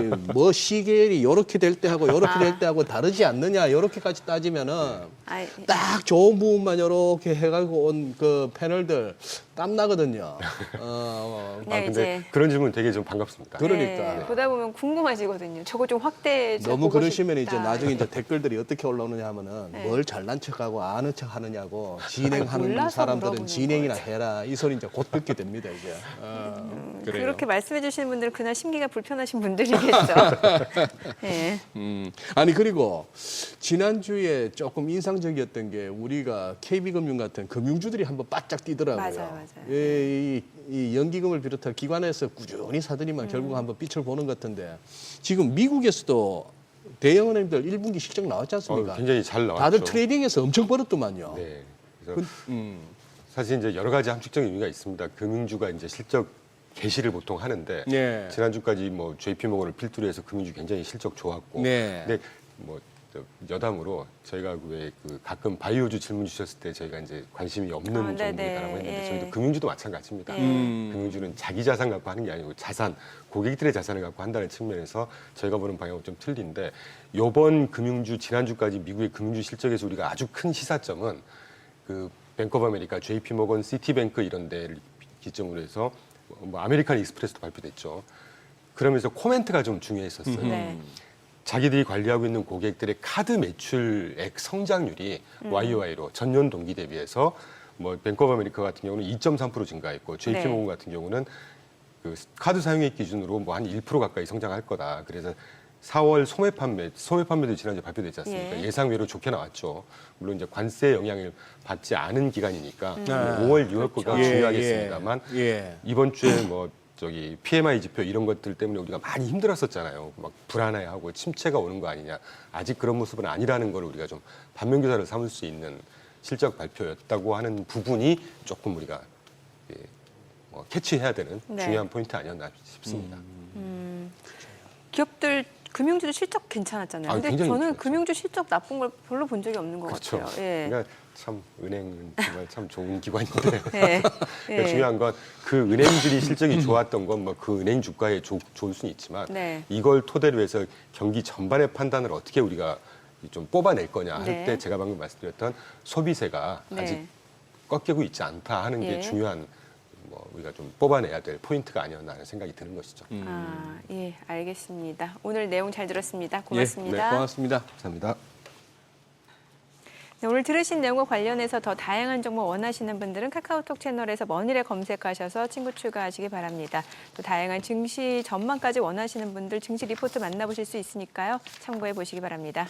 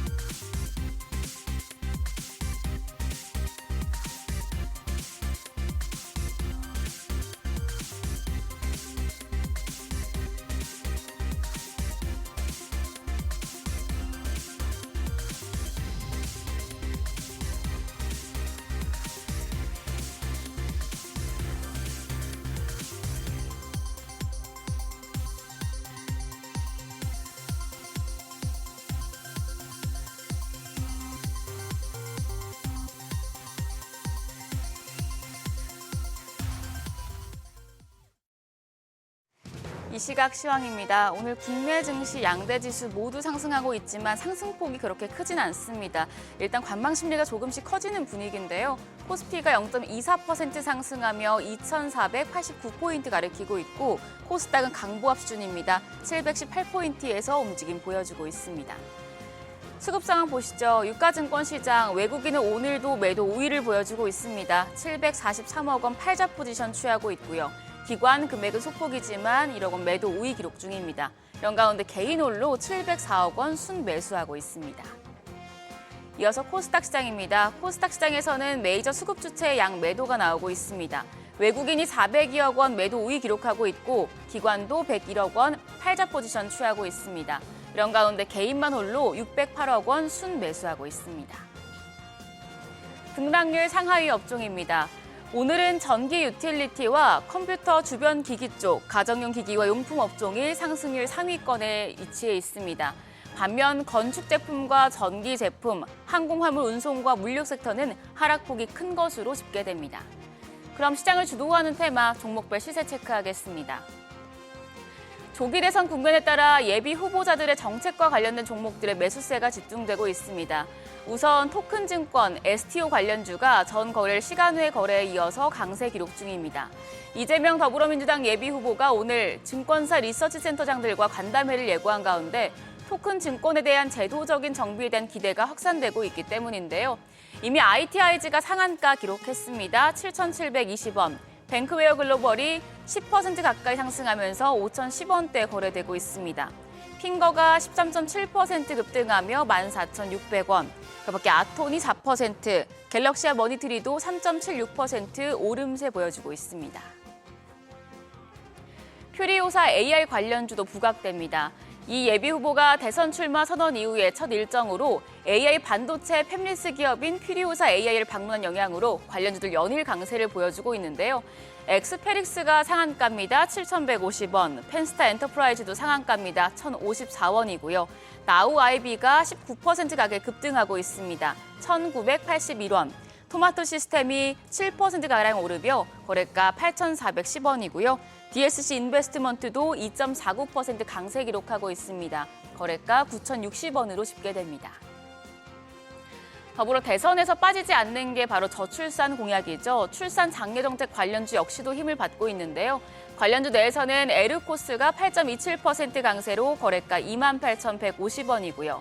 아가방 컴퍼니가 3.27% 강세로 8,210원. 그밖에 제로투세븐이 1%가량 상승하고 있고 캐리소프트도 1.65% 강세입니다. 거래가는 6,710원이고요. 토박스 코리아가 4%가량 상승 중입니다. 2,900원대에 거래됩니다. 마지막으로 양자암호 관련주도 오름세 보여주고 있습니다. 구글이 양자 컴퓨터 기술 투자를 바탕으로 생성형 인공지능 AI 발전에 가속도를 내고 있다는 청사진을 내걸자 영향을 받고 있습니다. 구글 퀀텀 AI의 줄리안 켈리 하드웨어 책임자는 양자 컴퓨터를 기반으로 한 획기적이고 실용적인 응용 프로그램을 개발하는 데에 앞으로 5년밖에 걸리지 않을 것이라고 밝힌 바 있는데요. 이 양자암호 관련주 중에서는 아톤이 4%, 하늘소재과학이 3%가량 상승세 보여주고 있고요. 한국정보인증과 솔리드, 그렇게 파인텍까지도 모두 1% 넘는 상승세 시현하고 있습니다. 국내 증시 이번 주 예정된 한미 무역 협상을 주시하면서 일단 관망 심리가 커진 상황인데요. 오늘부터 시작되는 기업들의 실적 발표 그리고 조기 대선 국면 정책주들 중심으로 종목 장세가 나타날 수 있겠습니다. 상황 지켜보시죠. 지금까지 시장 상황 전해드렸습니다. 서학개미 브리핑입니다. 지난 한 주간 서학개미의 거래 내역 살펴보시죠. 먼저 4위는 엔비디아입니다. 매도 우위에서 매수 우위로 돌아섰는데요. 미국이 대중 반도체 수출 제한 조치를 강화하면서 엔비디아의 H20의 대중 수출도 막히게 됐습니다. 그러면서 지난주 엔비디아 주가가 큰 타격을 입었는데요. 향후 전망에 대한 불안감에 주 중반엔 매도세가 거셌지만 계속 주가가 하락하자 저가 매수에 들어간 것으로 분석됩니다. 3위는 TSLR 그리고 2위는 테슬라입니다. 미중 무역 전쟁이 격화되면서 테슬라가 최대 피해자가 됐다는 분석이 나오고 있습니다. 처음 자동차 관세가 언급될 당시엔 상대적으로 테슬라가 수혜를 입을 것으로 관측된 것과는 상반된 결과인데요. 상호 관세 유예로 자동차 관세에 대한 파급력이 줄어든 반면 미국이 중국에 145%의 관세를 부과하고 또 중국도 보복 조치를 하면서 미국과 중국 사업 비중이 큰 테슬라가 직격탄을 맞았습니다. 이에 따라 현재 테슬라는 중국산 부품 조달 계획과 중국에서의 신규 주문도 중단한 상태인데요. 이런 가운데 올해 상반기 출시를 예고했던 저가 모델이 3개월 이상 늦게 나올 수 있다는 보도도 나왔습니다. 이번 주 실적 발표를 앞둔 상황에서 해당 소식들이 주가에 어떻게 반영될지 지켜보셔야겠습니다. 마지막으로 1위는 엑소엑셀입니다. 서학개미가 이달 들어 가장 많이 사들인 종목인데요. 16억 달러까지 사들인 때와 비교하면 매수 규모가 거의 반토막으로 줄었지만 여전히 저가 매수에 나서고 있습니다. 그러나 증권가에선 경고의 목소리가 나오고 있습니다. 최근같이 변동성이 크고 금리가 높을 땐 레버리지 상품의 수익이 쉽게 마이너스를 기록할 수 있기 때문인데요. 실제로 엑소엑셀의 이달 수익률이 마이너스 33%를 넘는 만큼 앞으로의 흐름 지켜보셔야겠습니다. 이어서 뉴욕 증시 종목 리포트 살펴보겠습니다. 먼저 매드부시 증권은 엔비디아에 대해 이번 대중 반도체 수출 규제로 향후 엔비디아의 분기별 매출이 기존 대비 10% 감소할 것으로 내다봤습니다. 당초 매드부시는 1분기에 딥시크 수요가 증가하면서 중국 매출 비중이 더 확대될 것으로 봤었지만 현재 엔비디아는 55억 달러의 손실이 예상되고 있는데요. 매드부시는 엔비디아가 H20의 재고를 전액 상각하는 결정을 내린 건 중국 고객에게 제품을 출하할 수 있는 라이선스를 발급받지 못할 거란 입장을 취한 것으로 보인다고 분석했습니다. 더 나아가 이 여파가 공급업체인 TSMC의 전망에도 부담을 줄 수는 있지만 TSMC가 가이던스를 크게 조정할 가능성은 낮다고 덧붙였습니다. 다음으로 애플 소식입니다. 관세로 인해 최근 M7 기업 가운데 주가가 가장 크게 직격탄을 맞았었죠. 그런데 에버코어는 애플이 관세 리스크를 경감시킬 수 있는 수단을 다수 가지고 있다고 분석했습니다. 중국 의존도가 높긴 하지만 인도와 베트남 등에서 공급 체인이 구축돼서 리스크를 완화할 수 있다는 건데요. 또한 애플이 미국에서 향후 4년간 5천억 달러를 투자한다고 발표하는 등 트럼프 행정부의 미국 내 제조업 육성 기조에 부합하는 모습을 보여주고 있어서 관세 면제 등의 협상이 이뤄질 여지도 남아있다고 언급했습니다. 또한 소비자들에게 악재이긴 하지만 애플이 가격 인상을 통해 비용을 고객들에게 전가시켜 관세 부담을 덜 수도 있다고 덧붙였습니다. 마지막으로 모건 스탠리는 거시적인 불확실성을 이유로 마이크로소프트에 대한 목표 주가를 하향 조정했습니다. 기존 530달러에서 472달러로 크게 내렸는데요. 회사 측은 트럼프 행정부의 관세 정책과 또 이로 인한 미국 경제 전망에 대한 불확실성으로 걱정의 벽이 투심을 위축시키는 상황에서 컨센서스 하향 조정이 추가적으로 이루어질 거라고 분석했습니다. 특히 주요 사업인 애저와 마이크로소프트 365의 성장세 둔화, 또 고객사의 대형 계약 보류 등도 부정적인 요인으로 작용하고 있다고 봤는데요. 이에 모건 스탠리는 회계연도 3분기와 4분기에 애저의 성장률 전망치를 내렸지만 그러나 장기적으로는 MS의 생성형 AI 경쟁력이 여전히 견고하다고 평가했습니다. 지금까지 종목 리포트 전해드렸습니다.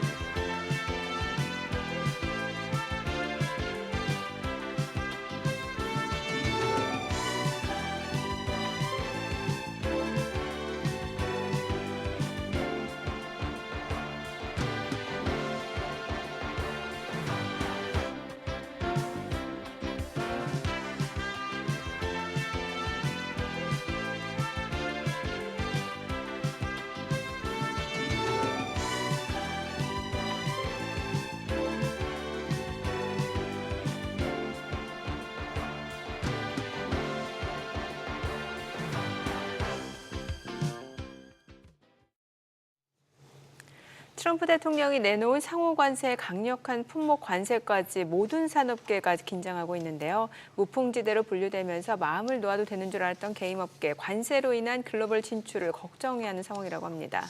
네, 유진투자증권 정의훈 연구원 모시고 게임업계의 관세 타격에 대해서 알아보겠습니다. 어서 오세요. 안녕하십니까? 네, 자 정영훈님, 이제 반도체, 자동차 뭐 등 해서 대부분 산업에서 이제 트럼프 행정부의 관세 정책이 긴장하고 있는데 이 부분 지금 이제 게임 이게 관세 무풍지대 맞습니까 이게?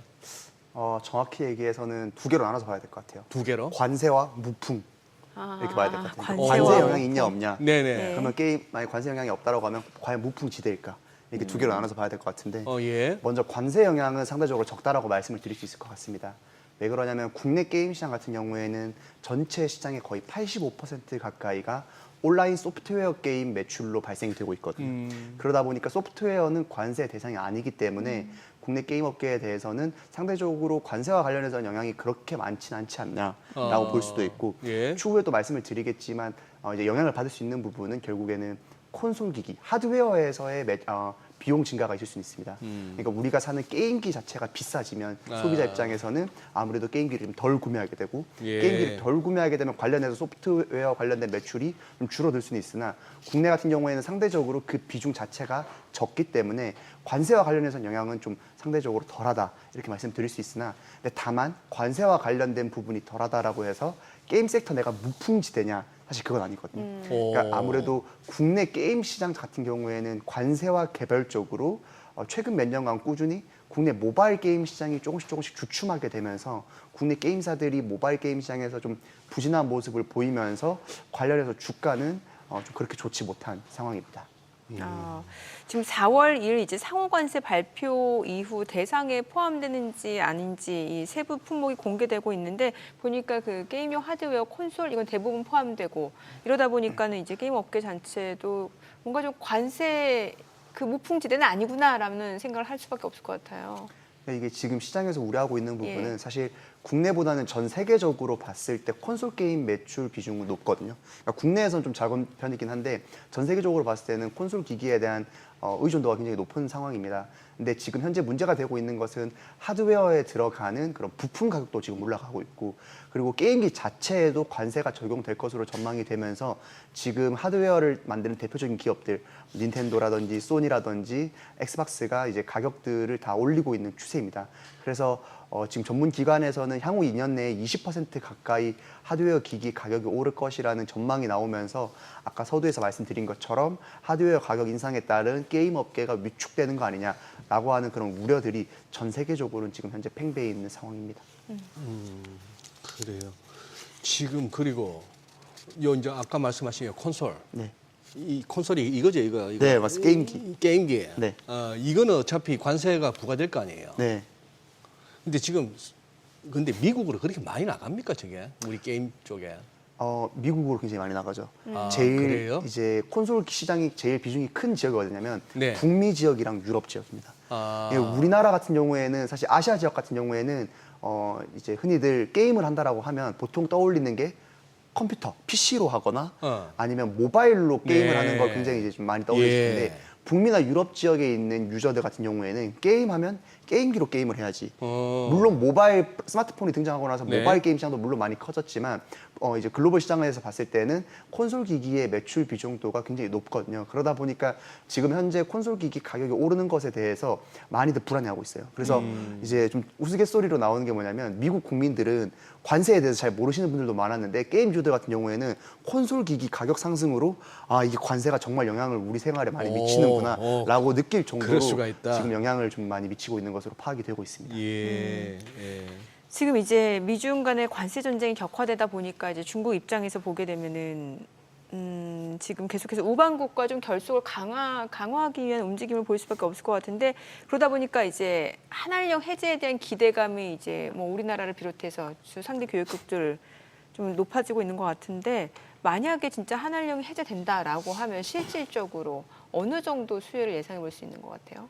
사실 연초에 예. 한한령 해제 관련해서 뉴스가 나왔을 때 네. 이제 기대를 받았던 섹터 중 하나가 이제 게임 업계가 있고요. 네. 그리고 뭐 엔터나 이렇게 좀 여러 가지가 있을 텐데 다만 한한령 해제 이후에 게임 주가를 보면 제일 부진했습니다.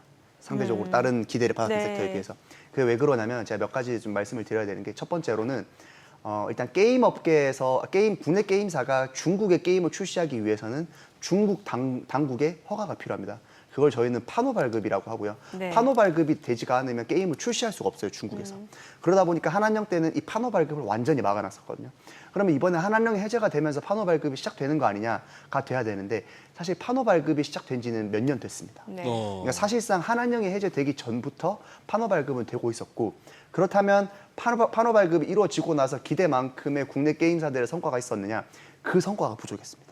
그러니까 판호 발급이 되고 나서도 국내 게임사들이 중국의 게임에 진출했는데 이렇다 할 성과를 내지 못하다 보니까 한한령이 실질적으로 해제가 된다고 한들 국내 게임사들이 볼 수 있는 수혜가 있을까라고 해서 거기에 대한 퀘스천 마크로 사실 주가가 많이 반영하지 못했던 것이거든요. 그러다 보니까 이제 국내 게임 업계가 좀 중국에 진출할 때도 과거 그러니까 한한령 이전에 2017년 이전에는 중국의 게임을 출시하는 것 자체가 엄청난 매출을 보장을 했지만 향후에는 그 이후부터는 중국 게임사들의 게임 개발 레벨이 수준이 많이 향상이 되면서 국내 게임들도 좀 중국에서의 경쟁력이 좀 많이 밀리는 거 아닌가에 대한 우려가 있고요. 반대로 중국 게임들이 최근에는 국내 게임 매출 순위에서 많이 차지를 하고 있거든요. 그래서 지금 현재 매출 순위 10위권 내에 보면 이제 해외 게임들이 많이 좀 잠식을 하다 보고 있다 보니까 좀 국내 모바일 게임을 주력으로 만드는 게임사들이 주가가 부진하고 실적이 부진한 것도 좀 이런 환경들이 기인하는 것이 아닌가 이렇게 보고 있습니다. 네. 원래 다음 질문은 소장님 차례이긴 한데 소장님이 저한테 하라고. 근데 그 이유를 제가 보니까 작가님이 그 질문지에 이걸 3N2K라 3N2K, 3N2K 아무튼 이제 N이 3개, 네. 넥슨 넷마블 그리고 NC소프트 그다음에 2K는 K 2개니까 카카오 게임즈, 크래프톤 이렇게 써놓으면 이거 어떻게 읽어야 돼요?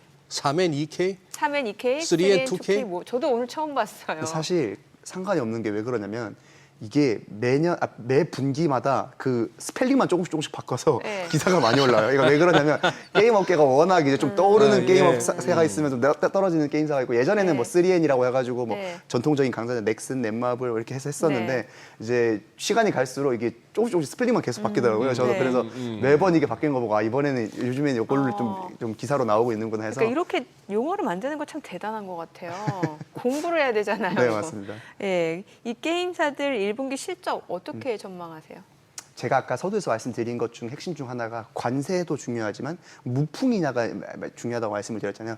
국내 모바일 게임 시장이 계속해서 좀 부진하고 있다 보니까 모바일 게임의 좀 매출 비중도가 높은 게임사들의 실적은 그렇게 좋지 못한 상황입니다. 대표적으로 국내 대표적으로 NC소프트가 있을 거고요. 네. 그리고 카카오 게임즈, 넷마블 같은 전통적인 국내 모바일 게임의 매출 비중도가 높은 게임사들의 실적은 그렇게 기대만큼 높게 나오진 않을 것 같고 반대로 얘기했을 때 그러면 실적이 어디가 높게 나올까라고 하면 네. 국내 모바일 게임 매출 비중도가 적은 게임사들은 조금 상대적으로 유리합니다.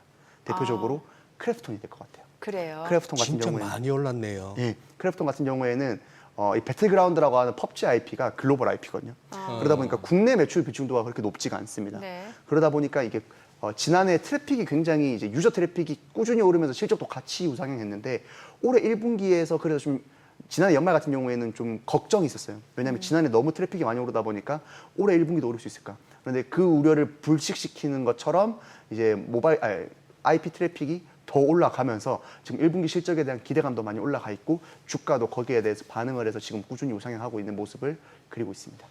한 24, 5만 원 부근에서 이제 다 왔겠거니 하고 들어갔다가 더 빠지는 바람에 그것한 10만 원 더 빠지는 바람에 많이들 좌절하셨는데 그냥 계속 들고 계셨으면 이거 지금 빛을 보네요. 맞습니다. 크래프톤은 맞습니다. 그럼 공모가를 지금 거의 회복한 공모가를 회복한 정도. 상황이기 때문에 아니 근데 우리 정연구원님 네. 나오신 김에 게임 관련해서 그거 하시니까 조금 본질적으로 한번 여쭤볼게요. 제가 지금 닌텐도를 한번 보니까 일본에 네. 닌텐도는 꾸준히 올라왔네요. 네. 최근 들어서 이제 뭐 하도 이제 미국에 그거 2월 하순에 꼭지 찍고는 이제 관세 중에 출렁출렁했습니다. 큰 흐름은 엄청난 우상향이에요. 근데 우리는 지금 말씀하셨지만 지금 살펴봤던 크래프톤 빼고 나머지들이 전반적으로 특히 뭐 위메이드니 무슨 뭐니 할 것 없이 이거 맥을 못 추고 있잖아요. 네. 일본하고 우리하고 게임주에서 이렇게 극명하게 차이가 나는 제일 큰 이유가 뭡니까? 그 부분을 말씀을 드리면 네. 과거의 게임주가 2020년도까지는 주가가 엄청 좋았어요. 그게 왜 그랬냐면 2000 언제까지? 2020년, 21년까지는 코로나 시점까지 코로나 시점에, 예. 굉장히 좋았습니다. 그게 왜 그러냐면 국내 게임 환경 같은 경우에는 되게 좀 그러니까 좀 특이한 경향이 있어요. 그게 뭐냐면 과금액 1인당 과금액 자체가 굉장히 높습니다. 그러니까 뭐냐면 유럽이나 북미 같은 이제 콘솔 기기를 게임 하시는 분들은 네. BM 자체가 다른 게 게임 패키지를 하나 사면 추가적인 과금 요소가 그렇게 많지가 않아요. 그러니까 내가 게임을 하면 플레이할 때 한 몇만 원 정도 게임을 통해서 이제 몇십 시간의 이제 플레이 타임을 즐기고 그 게임에 대한 좀 어느 정도 충성도를 갖게 되는데 국내 같은 경우에는 모바일 게임 시장 위주다 보니까 국내 플레이 유저들이 모바일 게임을 플레이를 많이 한단 말이에요. 근데 모바일 게임 같은 경우에는 대부분 무료로 출시가 됩니다. 그러니까 무료로 게임을 할 수 있는데 예. 실제로 모바일 게임을 해보시면 아시겠지만 모바일 게임에 좀 돈을 쓰지 않으면 어떻게 보면 게임 플레이가 그렇게 유하지 못하다는 느낌을 많이 받게 돼요. 그러니까 게임사 입장에서는 계속해서 이제 현금 결제를 유도를 하게 되는 거죠. 예, 그러니까 예. 그게 계속해서 이제 좀 누적이 되다 보니까 21년까지는 유저들이 거기에 대한 홍도가 좋다 보니까 거기에 대해서 이제 과금 유도를 많이 하게 되고 매출도 굉장히 잘 나왔었는데 어느 순간부터 유저들이 거기에 대해서 좀 많이 정이 떨어져 버렸다고 할까요? 아. 좀 많이 실망을 하게 되면서 예. 그 뒤부터는 꾸준히 이제 매출이 우하향하고 있어요. 그러면 이제 국내 게임주들 입장에서 봤을 때는 이거를 좀 탈피하기 위해서 다양한 것들을 시도를 하고 있는데 이게 사람도 한순간에 바뀌기 어렵잖아요. 그렇죠. 우리가 이제 뭐 양식만 계속해서 만들다 보면 중식을 갑자기 만들 수가 힘들잖아요. 예. 그러다 보니까 국내 게임사들도 좀 PC나 콘솔 쪽으로 많은 방향성을 바꾸고 있는데 그런 부분에서 좀 어려움을 가지고 있는 게 아닌가 이렇게 생각을 하고 있습니다. 네. NC 소프트 여쭤볼게요. 이게 주가 흐름을 보니까 그 거의 2021년도 그때 한참 뭐 2020년, 2021년 이러면 이제 코로나 팬데믹 때문에 다들 집에서 갇혀 있을 때 할 게 없으니까 집에서 와인 마시고 게임하고 이럴 때 보니까 주가가 엄청 좋았고 그 뒤로 지금 쭉 내리막길인데 NC 소프트 왜 이렇게 주가가 지금 보니까 한때 100만 원? 예, 이랬는데 지금 13만 원 선. 왜 이렇게 된 거예요? 대표적으로 NC소프트가 국내 모바일 게임 시장에서 차지하고 있는 비중이 거의 국내 상장사 중에서는 제일 높은 게임사였는데 모바일 게임 시장의 부진이 이어지면서 NC소프트의 주가도 계속 우하향하고 있습니다. 거기서 추가적으로 기존에 있던 게임의 매출이 하향을 하게 되면 신작이 이를 좀 받쳐주면서 실적을 좀 메이크업 해줘야 되는데 사실 신작에 대한 흥행도 안 된 지가 몇 년이 됐어요. 그러다 보니까 NC소프트의 주가는 계속해서 우하향하게 되고 기존에 있는 게임 매출은 또 계속해서 빠지게 되는 좀 그런 악순환이 계속해서 좀 이어지고 있고 그러다 보니까 NC소프트가 지난해 이제 좀 나름대로의 사업적인 결단을 내린 것이 바로 이제 대규모 구조조정이거든요. 그래서 회사 내부에 있는 인력들을 대규모 구조조정을 통해서 인건비를 이제 크게 낮추고 또 그런 개발 방향성 자체를 한 번에 이제 좀 변화시키기 위해서 좀 내부적으로 좀 많은 변화를 이루고 있고 그러다 보니까 지금 상반기까지는 어떤 비용적인 부분이 많이 줄어들어서 실적이 좀 어느 정도는 뭐 영업 이익이나 이렇게 부분이 날 수는 있는데 아무래도 매출이 빠지는 거에 대한 시장의 우려감이 좀 더 크다 보니까 이런 부분들을 좀 유념해서 투자자분들께서는 보시는 게 더 좋을 것 같고 결국 핵심적인 요소는 하반기 때 있는 신작 라인업들이 네. 어느 정도의 매출을 일으킬 수 있을 것인가. 그 매출을 일으킨다라고 했을 때는 지금 적어진 비용이 절감된 효과가 좀 더 드러날 수가 있는 것이거든요. 그래서 그런 부분들을 같이 유념해서 보시면 더 좋을 것 같습니다. 지금 NC소프트가 이게 지금 어떻게 보면은 2014년 뭐 한 2013년, 14년 두 번에 걸쳐 가지고 한 12만 원대에서 이렇게 바닥 다지고 그러고 나서 104만 8천 원까지 갔는데 이거야 뭐 이제는 뭐 빙빙 돌려 얘기합니까? 코로나 때 다들 그냥 미쳤잖아요. 택도 아닌 거 가지고 막 다들 뭐 P2E가 어쩌니 하면서 그 버블의 후유증인데 그러다 보니까 완전 그 위치까지 와버린 거예요. 2013년, 2014년 그 레벨까지 와버렸는데 여기서도 더 빠집니까? 여기서 더 빠지냐라고 하면 굉장히 많이들 질문을 주신 게 뭐냐면 지금 주가가 많이 빠졌으니까 싸진 거 아니냐 뭐 이런 질문이랑 같은 맥락으로 그렇죠. 볼 수 있을 예, 텐데 예. 근데 PER이 아직도 높아 보이는데? 그렇죠. 그러니까 이게 주가가 싸졌다라고 말을 하기 위해서는 실적이 고정된 상태에서 주가가 네. 빠진 거가 싸졌다라고 해야 되는데 네. 실적 추정치가 계속 빠지면 사실 주가가 빠졌다고 해서 싸졌다라고 말을 할 수가 없거든요. 그렇죠. 그럼 결국에는 제가 아까도 말씀드렸다시피 실적은 그러면 어느 정도로 보는 게 이제 합당한가라고 예. 했을 때 긍정적으로 볼 수 있는 요소는 지난해 대규모 구조조정을 통해서 올해 비용적인 부분은 컨트롤이 된다는 거죠. 그런데 근데 문제는 뭐냐면 기존에 있는 게임 매출은 계속해서 우하향할 수밖에 없거든요. 그럼 그 우하향하는 속도를 감안했을 때 매출이 빠지는 정도도 어느 정도 예상이 갑니다. 그런데 이제 여기서 가장 큰 변수가 될 수 있는 것은 하반기에 나오는 신작 아이온2를 중심으로 한 신작들이 얼마만큼 매출을 일으켜 줄 수 있느냐가 핵심일 것 같아요.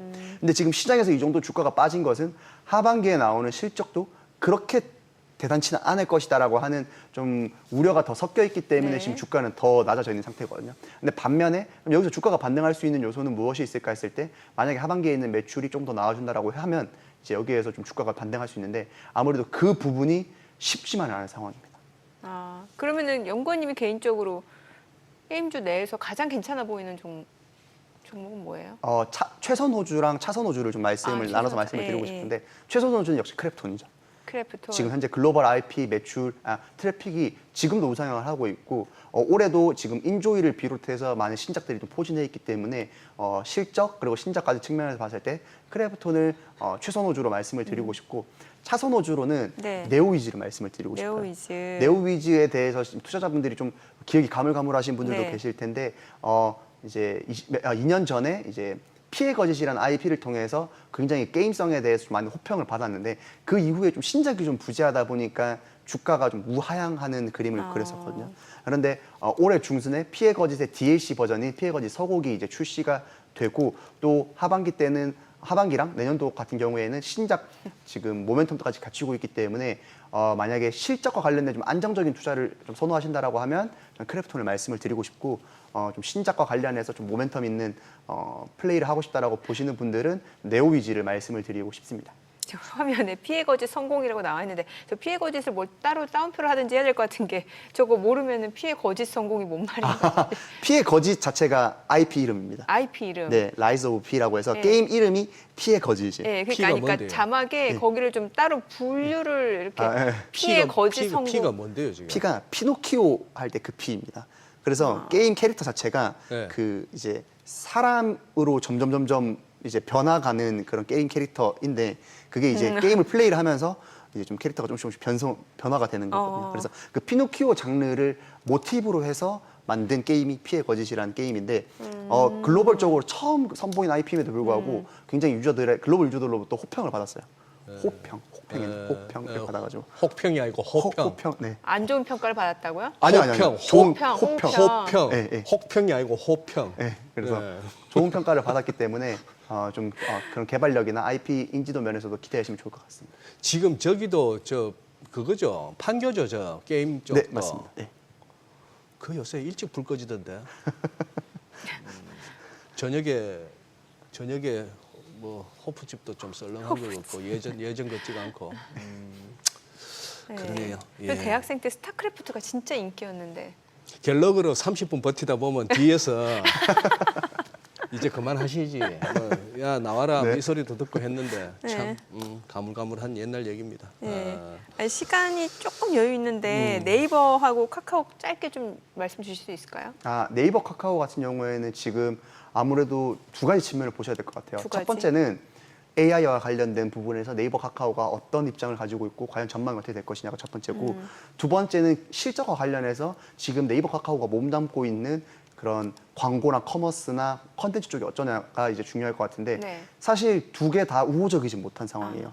AI에 관련해서는 아무래도 빅테크, 글로벌 빅테크 기업들, 중국에 있는 기업들에게 좀 소프트웨어 개발 측면에서 좀 밀리고 있는 형국이고 그리고 실적과 관련해서는 국내 광고랑 커머스 시장이 아직까지는 좀 경기가 많이 안 올라와 있다 보니까 좀 많이 좀 부진한 상황인데 그 중에서도 사실 네이버를 조금 더 선호하다라고 말씀을 드릴 수 있는 이유가 네. 좀 광고랑 커머스 쪽에서의 좀 부진한 실적에도 시장 상황에도 불구하고 좀 자신만의 어떤 그런 앱 개편이라든지 그리고 커머스 좀 테이크 레이스를 상승을 시키는 그런 전략을 통해서 실적적인 부분을 좀 메이크업 할 수 있거든요. 그래서 지금 주가는 좀 많이 빠진 상황이기 때문에 네. 네이버는 지금 주가가 빠진 상황에서의 좀 매수를 권고를 드리고 있습니다. 알겠습니다. 오늘 내용 잘 들었습니다. 고맙습니다. 예, 감사합니다. 고맙습니다.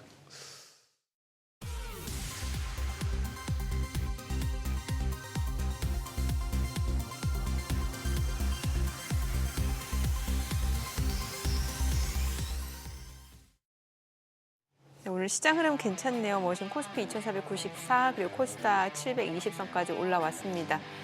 그래도 시장 진짜 우리 시장은 잘 버텨줍니다. 예, 참 개인들 대단합니다. 이걸 갖다가 견뎌내네요. 네. 아시아장이 빠지고 있는 와중에. 그리고 우리 시청자분께서 이렇게 또 올려주시니까 또 보게 되네요. 금값이 또 뛰네요. 금선물. 예. 그러네요. 예. 네, 저희 방송 중에 전해드린 내용과 관련해서 모든 투자 판단의 책임은 투자자분들께 있다는 점 알려드립니다. 네, 세상의 모든 돈 되는 정보 머니쇼 오늘은 여기서 인사드리겠습니다. 여러분의 모든 경제 SBS 비즈가 함께하겠습니다. 저희는 내일 오전 8시에 찾아뵙겠습니다. 고맙습니다.